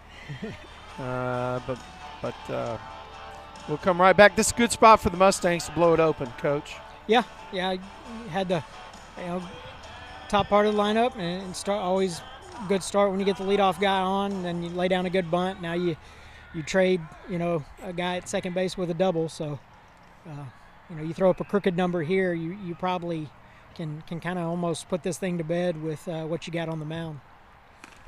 Did they bring in a runner at second base? That looks like Tyga. Yeah. Is that Tyga? Looks like. Maybe so.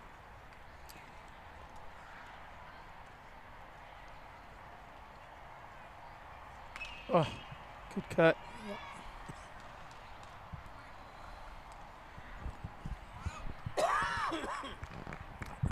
Rhino has, I think he's got 3 home runs this year, just like Sammy.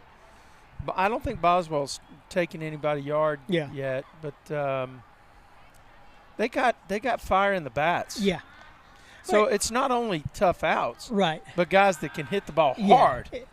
And really, I've always felt like in high school, it's great to have a guy that can leave the yard. But if you have guys that can hit the ball gap to gap, that's what creates a solid high school lineup, top to bottom, where now you're hitting doubles, now you're hitting triples, and sometimes you get those teams that can run the ball out of the yard, they fall in love with it, and it starts backfiring. Right. Where if you just get a good hitting team that knows what they want to do with an approach and keep the ball gap to gap, that's how you start really putting together a solid offense. That's really why I like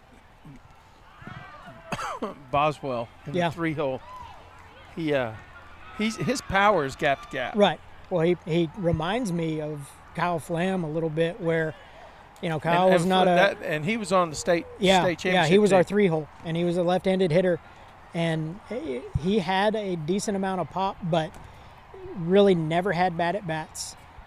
He could hit the ball gap to gap and could manufacture. Knew how to hit behind a runner, knew how to move a runner over.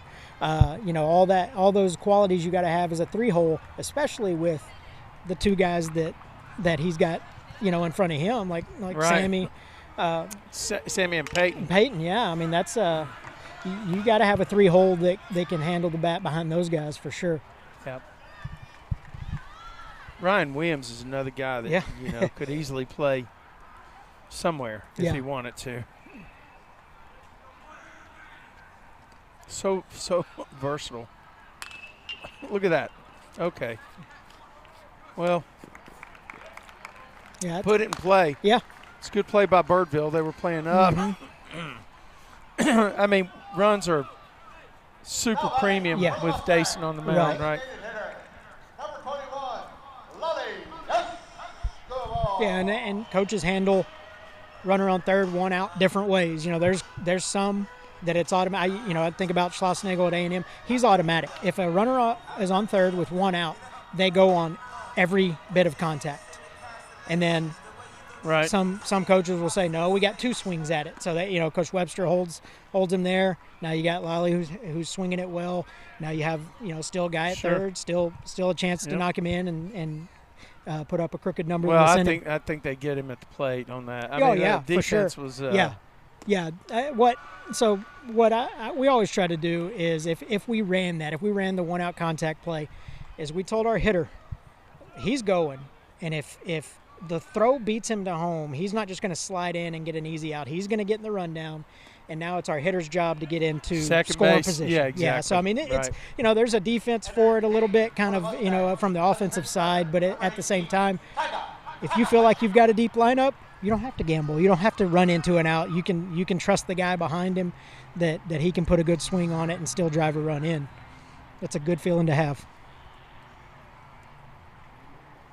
Got his swing, boy. He had a monster cut on that too, didn't he? It looked good. If he hits that ball, it's hitting the state championship sign out there. he that's a good looking swing. I mean, you think about his size and his build, and to have as fluid a swing as that is pretty incredible. Well, he has a pretty good eye. He's not. No, he's well rounded.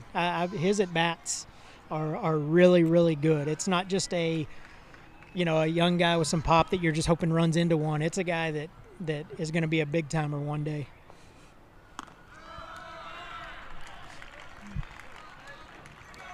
Coach might actually bring a runner in. Yeah, for Lolly. Typically I would think maybe. Typically, you get a first and third, and you run for the guy on first. You might give the hitter a pitch or two, and then you put something on to try to steal another run. So, I wouldn't be surprised if at some point they put him in motion just to try to steal one. Yep. Well, he's keeping him in the dugout, so he's going to stay with actually, he's not going anywhere. He's going to give that hole to Boozer. Yeah.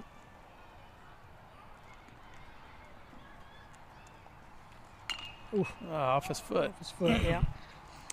Yeah.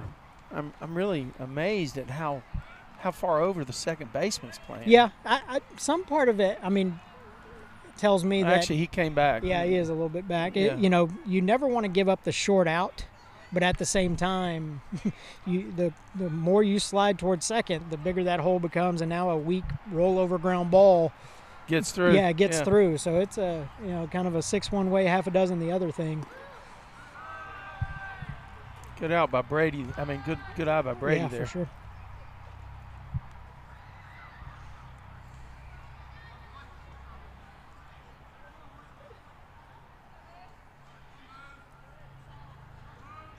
Well, the runners have figured out and you give credit to Coach Washburn. Not people may not know a lot about Coach Washburn yet. That guy, he knows how to coach a baseball game, and I guarantee you, after the first couple guys, especially Sandy, after the guy got picked. Yeah, he picked up pretty quick that what was happening, and now he's helped make that adjustment over there for those guys. You don't have to rush getting a lead if the guy's not set. Now it hasn't been close since Grapevine's made that adjustment with their guys at first.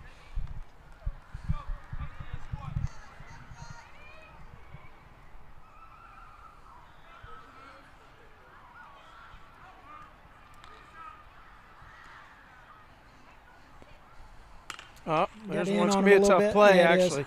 Boozer can run. Yeah, that's a good play. That third baseman's made some good ones. He has, hasn't he? Yep. And the 5, Well, the Mustangs scratch again, put one on the board here in the bottom of the fifth, and extend their lead 3-0. It looks like the doctor has got his thesis going, doesn't he? Yeah. Yep. Just another run to make it that much tougher. Just another routine day at the office by the doc. All right, we'll be right back. You're listening and watching to Mustang Baseball Live on Tradio.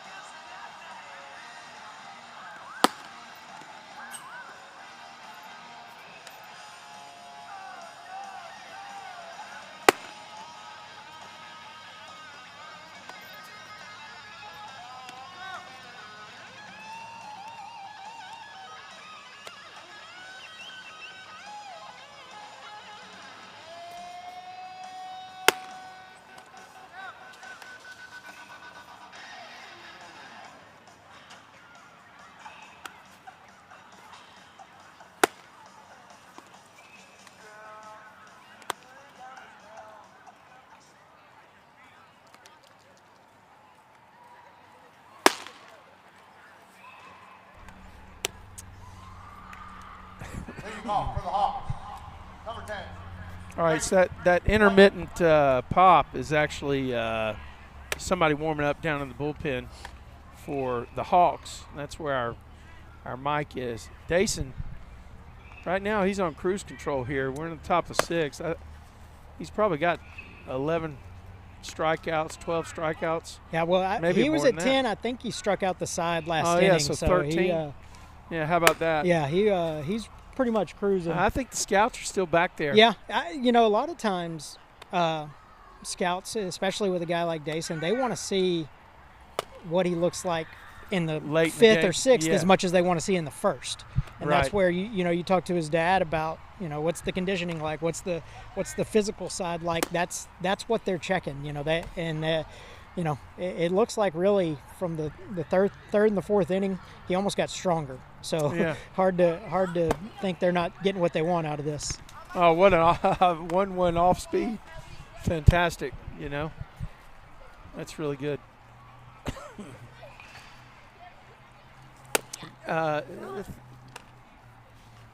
He's got him where he wants him, Coach. Boom, right there. That woo. Yeah. Tell you what, they've called that. Yeah. I don't know. Maybe that was a little elevated, but they've changed Right. the umpire, associations. Yeah. They call the higher strike Right. now. They've been instructed to. That was a really good job by the guy. Really, honestly, if you got a guy like Dason, you hope you get a guy that will give you the belt high strike, because there's not many kids catching up with it. So if you can get that pitch, it's going to make it pretty tough for anybody to ever get a barrel to it. Oh, yeah.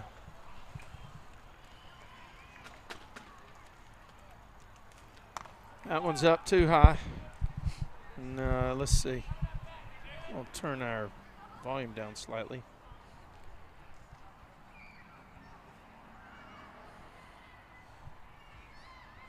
Oh, there it is. He got that one. There you go. He painted it right at the numbers. He kept top of the zone. He kept trying to hit that spot, and then he brought it down a little bit and got the call. Yep. And it, again, one of the most impressive things I think for him tonight is, he's gotten to 3-ball counts a couple times, not many, but a couple, and he trusts his stuff to get in the zone. knows he can trust to throw strikes and still get the result. He hadn't walked anybody No. yet, has he? No. Look at that pitch. Same one. Took a little off. Be careful when you're hitting your chest. Okay. Yeah. There you go. It's a pretty sensitive mic I got you on. Wow. Good pitch. Yeah. Tell you, so who do you keep up with? As far from as here, the well, former baseball players. I've you Squires? pretty much named those guys that were 16, 17, 18.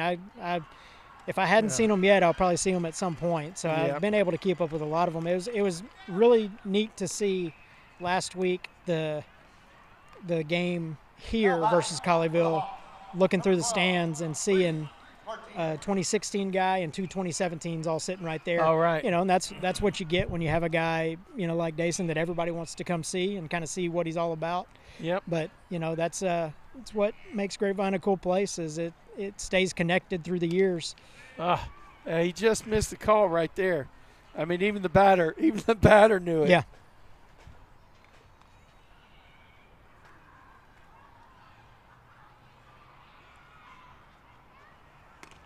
That ball was by him Yep. before he pulled the trigger, wasn't it? Yep. He hasn't decelerated, No. has he? No. If he's lost any velocity at all, it may be a One or two. Yeah, one or two, maybe max, but it's still there. Oh, where was Yep. that one? Gianni didn't move his mitt. No. 2-1 count, though. The doctor on the hill in command, in control. I don't know what you want to say. I don't know how you want to say it, but that guy pulled it out of the mitt to make contact. And the part that goes unnoticed too is when Dason's probably going to give you 6 or 7. You can do whatever you need in that other game of the week, and throw as many arms as you need to, and that's kind of what happened with Colleyville. I mean, you played basically Schreier. 2 full baseball games, and that's right. And you were able to bring a guy out of the pen, knowing we probably won't need him on Friday. Oof. Wow. Yep.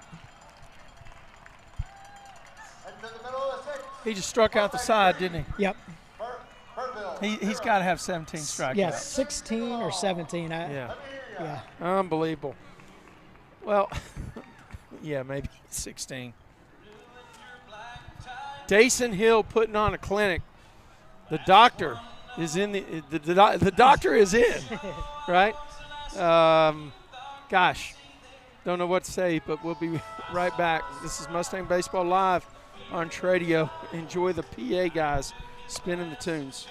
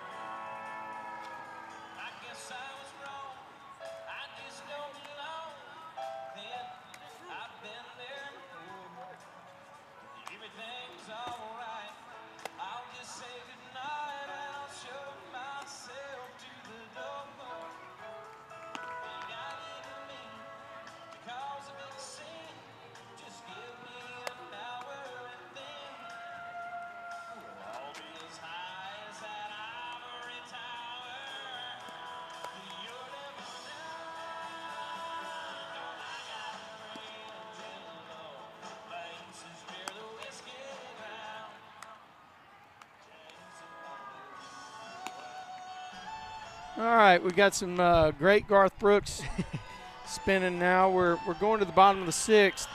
Mustangs in control. They've only had 3 hits, Coach. Yeah, the end result probably doesn't match the traffic they've had, but it felt like every inning something was happening offensively. I think there was one inning where they went 3 up, 3 down, didn't get any traffic, but there's it really has felt like a better night than maybe the scoreboard reflects.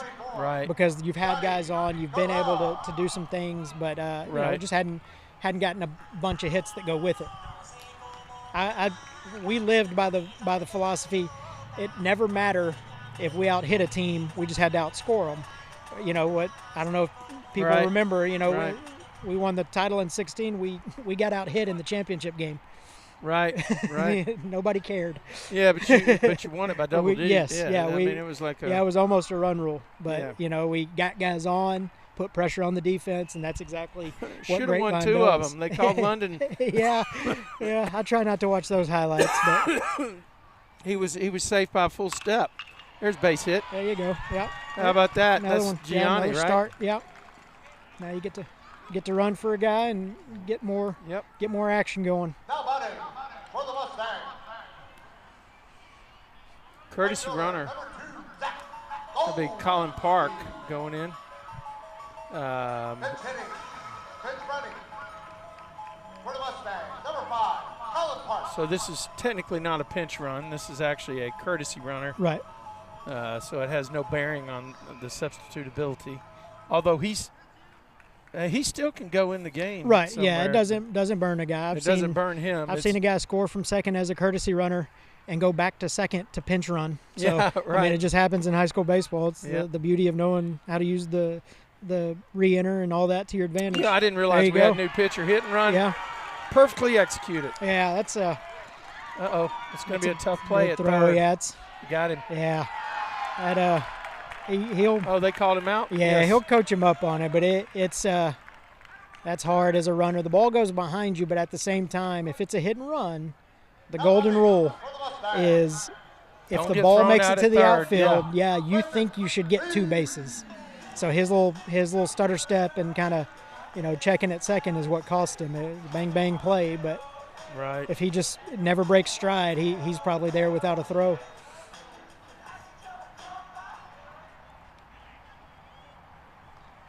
And that, that's one thing too. I'm sure they'll look back on tonight and think, man, it could have been a 8-9 nothing game, but this is how you win baseball games sometimes. It's the good teams, and really we're probably past that with Grapevine. The great teams find ways to win when maybe things aren't going exactly how they picture them or planned them when the night started.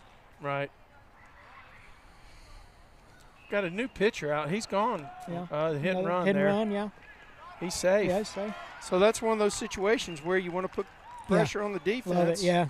Keep doing it. I mean, it's almost a chess match where they assume, okay, well, we just threw a guy out at third, probably not going to run again, and then you're off to the races. It's how your team is built, and if that's what you do, you do it. And that's what Grapevine does. They run, they put pressure on the defense, and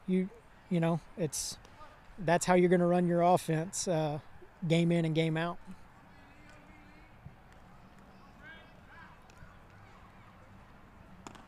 Oh, yep. Good pitch, yeah. It's a great, tough one. That's a high curveball. Yeah. Now batting, Mustang, center fielder, number 10, Sammy Kelly.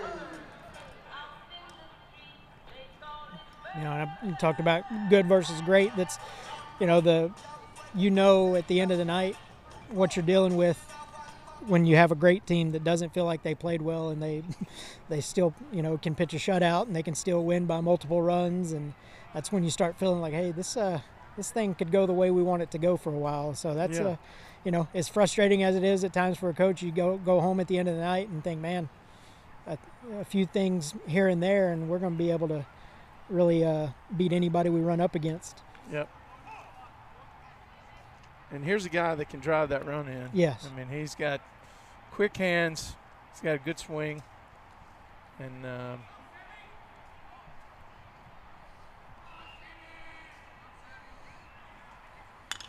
Look at after that. One. He did get that ball's it's carrying a little bit. Yeah, but pretty good swing on it. Yeah. Mustangs fell to scratch after a couple of hits. And I guess Dason will come back out here. He's not. The pitch count's pretty low, relatively speaking. I would think he's coming to finish it. So we're rolling now to the top of the seventh. Mustangs are in control on the hill and on the board. 3-0. You're watching Mustang Baseball live on Tradio. We're to come back, and I think I guess the doctor will be headed back out to the mound. We'll see. Yeah, he's got his glove on over there. So.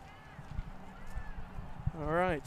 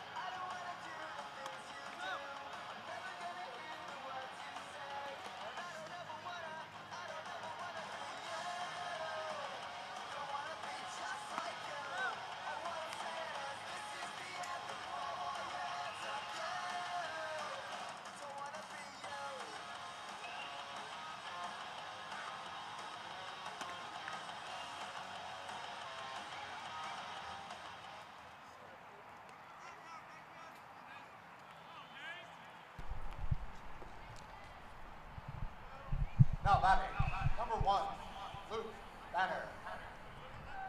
Well, let's see if the doctor closes the door. Yeah, finish what he started. That's nothing more you can ask for as a coach than to have a guy go out there and dominate for 7 and you know. Which is what, for 6 innings, that's yes, what it's he's been. done it, yeah. And there's one, wow, it must have been inside. Yeah. I'm sure those scouts are still here. It looks like they're still back there. Yeah, I was there. going to say, the ones that I noticed that came down to watch from the side, I haven't seen any of them walk by us out here like they were leaving. Right. So I think it is they're here to see start to finish.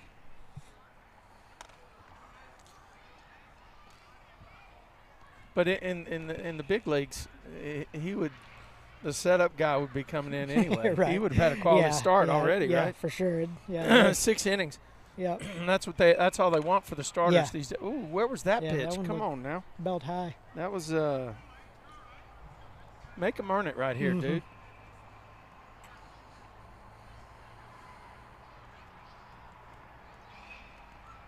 Oof. Well, that's his first walk issued. Yeah. For the night. Now, the beauty of this Mustangs defense is literally – oh, I didn't know my headlights were on. Are those in the shot? They're not in the shot, are they? The beauty of this Mustangs defense is that they can turn a pair. Right. I've seen them turn. The middle infield is slick, and so is Ryan on getting the ball to third. Getting the ball to second. Yeah. Now, this guy's got a healthy lead for a guy with move like Dr. K. Yeah, especially down by 3. You don't. I would actually be shortening it up pretty a much bit. the worst thing that could happen is run into an out somewhere. Look, he's got a step beyond the cut. So that's gonna be 2. Nope. Nobody. That's gonna be a base hit. Tough play. Safe. Yeah. I think that Dason should have had that one. Yeah, it looked like he thought about it, and then I don't know if he thought he could cut it off.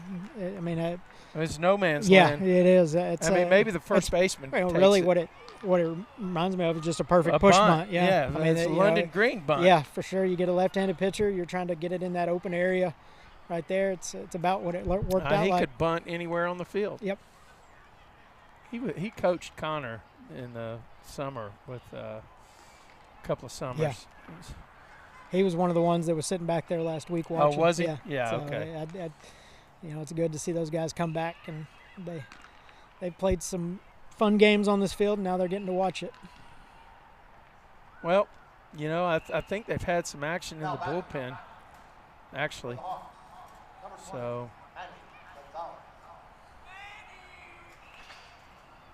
this may be a situation to bring Sammy Kelly in. Yeah, so I have Sammy in class right now, and then when they were playing their tournament games, just kind of keeping up with how things were going, and scrimmages and all that, I had no idea Sammy could do what he does on the mound. Oh, he hits nice. Yeah. You think about that guy, probably thrown less than 10 innings this year, and you have a lefty that throws 90 just hanging out in center.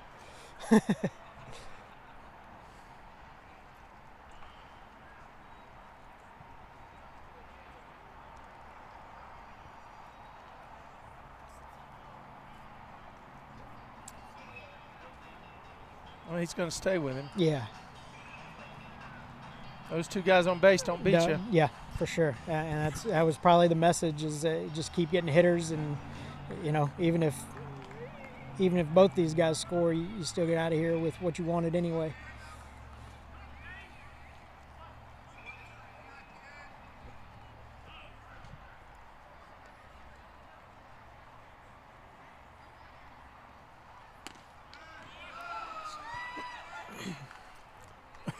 It's a good pitch. Yep.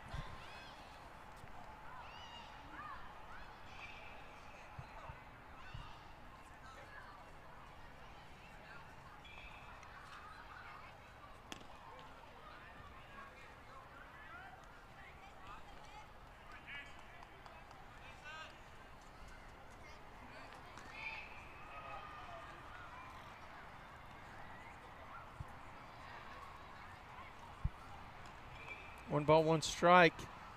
Dason hammered. Yeah. Missed the call.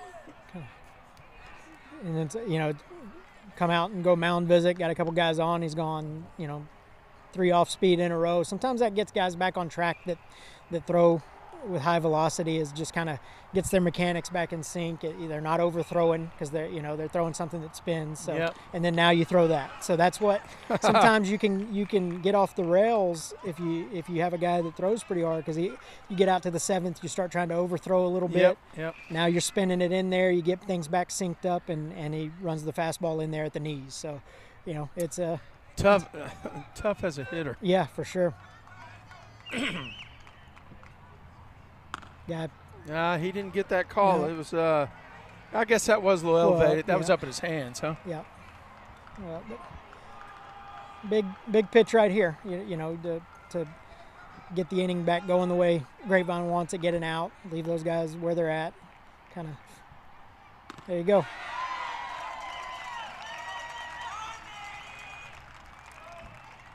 Well, when he needed it, he delivered. Yeah, I mean, it's the ability to reach back and know that it's still in the tank. Now batter, number 15, Carter Owen.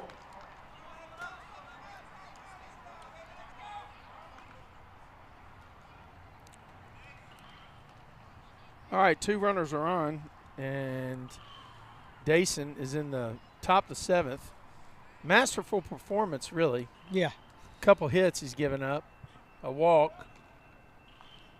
Yeah, I don't know that the ball's gotten to the outfield yet, so, it's, it was an infield hit, yeah, wasn't it? A dive and play it short, and then almost a swinging bunt through right. Through the right side. So it's if that's what your offense is, it's going to be tough to think you can get 2 guys in all of a sudden. Wow. Swung right through it. Yep. Well, he's still got the pop, man. Yeah. He's still making the mid pop down there, right? If it's not mid-90s, it's still low. So that'll get you through the end of a game for sure.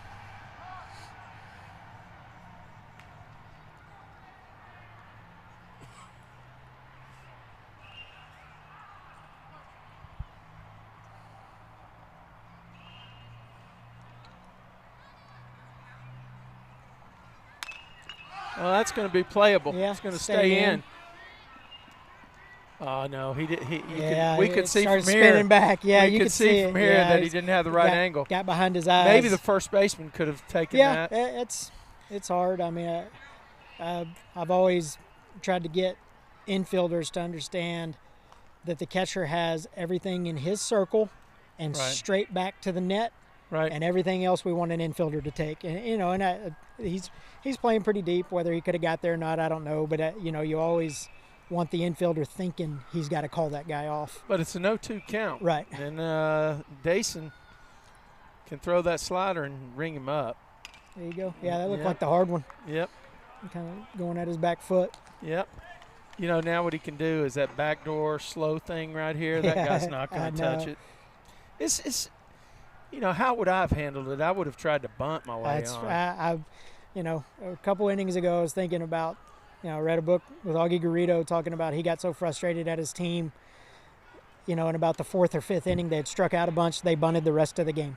He didn't even give them the option. It was 1 out, 2 outs, bases loaded or nobody on, we're bunting. It was just to move the defenders, get them to have to do something. Right. Did they win it? Did they come back and win it? No, knowing him, they probably did. Ball stayed up a little bit. 2-2 count now for Dason.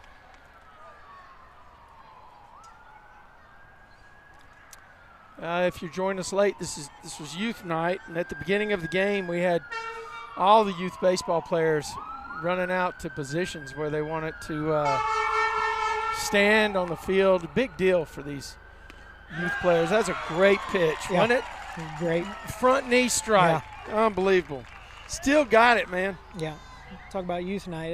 If their guys were standing by the mound, they were probably standing next to a future guy that'll be guy. in Major League one day. So pretty cool. And I think there's autographs after the game. So probably want to get Dason's. It's going to be worth something someday. Yeah, exactly.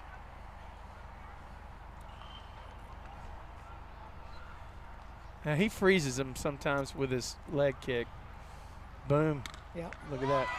I don't know how many strikeouts he has, but he was at 16. He struck out both outs this inning. Yeah, so, 18. Yeah, it's 18 now. So if he gets this, he'll have 19 out of 21 outs. 19 out of 21. 2 balls that Grapevine's had to handle. And a couple hits. Here comes one of those scouts. He decided to leave. He said he's seen enough. Yep. Yeah.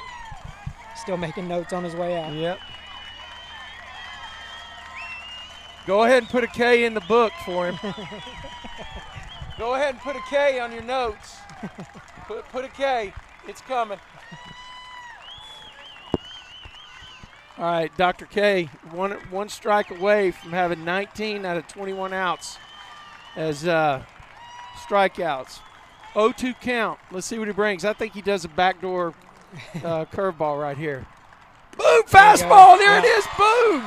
Rung him up. Dr. K wrote the prescription tonight. 19 Ks on 21 outs. Yeah. 18 is what they said. Okay, I don't think so. Whatever. 18. That's tell you what. It's a heck of a night. It's not a bad. That's player of the week kind of stuff, isn't it? Yeah. So Dason throws a shutout and gives up a couple hits that were infield hits. Right. Has 18 strikeouts out of 21 outs. And the Mustangs close out the Hawks here in the second game of the home and away series. What do you think about this Mustang team, Coach? Well, they give you the good vibes that you think you're watching a team that can make a good run. But, that all goes to kind of taking things one at a time. Sometimes with good teams you have to keep them grounded enough to not try to look at the end of the road yet, because if you're this good, you can get there. But, it's a week-to-week process. I guarantee you the guy walking out for the team meeting right now is not just thrilled with everything that went on tonight, but that's what great teams do. You win if you don't play your best. You win if you play your best, and you win everything in between, which is kind of what they're doing right now. Yeah, I think the big thing, I'm going to turn it down here on the ambient music. I think the big thing about this team is that nothing rattles them. Right. Nothing rattles them, and tonight, if you can bring out the pitching, listen, JoJo went 7. The Joker went 7 with 7 strikeouts. Dason goes 7 with 18 strikeouts. Yeah. Listen, that's what is that? That's 42 outs. Yeah. And you had 25 of them that were sending back to the dugout without making a play. Yeah, it's it's one of those things where you have the staff that they have, and eventually you'll need them. But it's never coaches are never going to be upset with having to pitch a starter all 7 innings and get through 2 games. Yeah, absolutely. Well, it's just another one for the Mustangs. 17-2, they push their record to, and if it stays dry, I think they have a Saturday game tomorrow. I don't know if it's at Hebron or if it's here at the Corral. That'd be a good one. Hebron would be a good test. Yeah. I used to love Saturday games after 2 district games because it's what you're going to do in the playoffs. Right. You're going to have those quick turnarounds. You're going to have to play a team that's a quality team, and you got to go figure out how to dig down, get the energy for it, and go scratch out another win. Right. Well, we appreciate you being with us. Look, the youth guys that are left that hadn't had to go home yet, they're on their they're headed out. I guess they're going to maybe get to run the bases or something. Who knows? Very good job by the 10th Man Club, the GHS 10th Man Club, to actually pull this off. Yeah. Looks like a lot of fun. They're probably going to get autographs from some of these Mustang players that are in uniform at the end of the game. And I appreciate you being here tonight. Yes, sir. We're gonna get you on for some more. Yeah. Okay. So keep your phone. I'll keep your speed dial. I'll keep you on speed dial. Yeah. And Jeff Knipper, wherever you are, I know you're having fun, and we're gonna have to renegotiate your contract. But it's been a great one. Yes, sir. I appreciate it. Thank you. You're welcome. And we'll be back with you next Tuesday for the Mustang Baseball Live. I don't know who their opponent is next week, but it doesn't matter because the Mustangs are playing a high level of baseball right now. That's how it seems. It won't matter who's on the other side. They keep doing what they do. It's going to be all about them. Great pitching, good hitting, and very good defense, and it's just a great recipe and good base running generally. Right. Yeah. And it's just a great recipe, and the team's playing on a really elite level right now. We'll see you next Tuesday. On behalf of Coach Steve Hutcherson and Jeff Knipper, who's not here, and my camera guy, AJ, this is Mustang Baseball Live on Tradio. Happy birthday, Coach Washburn. Talk to you soon.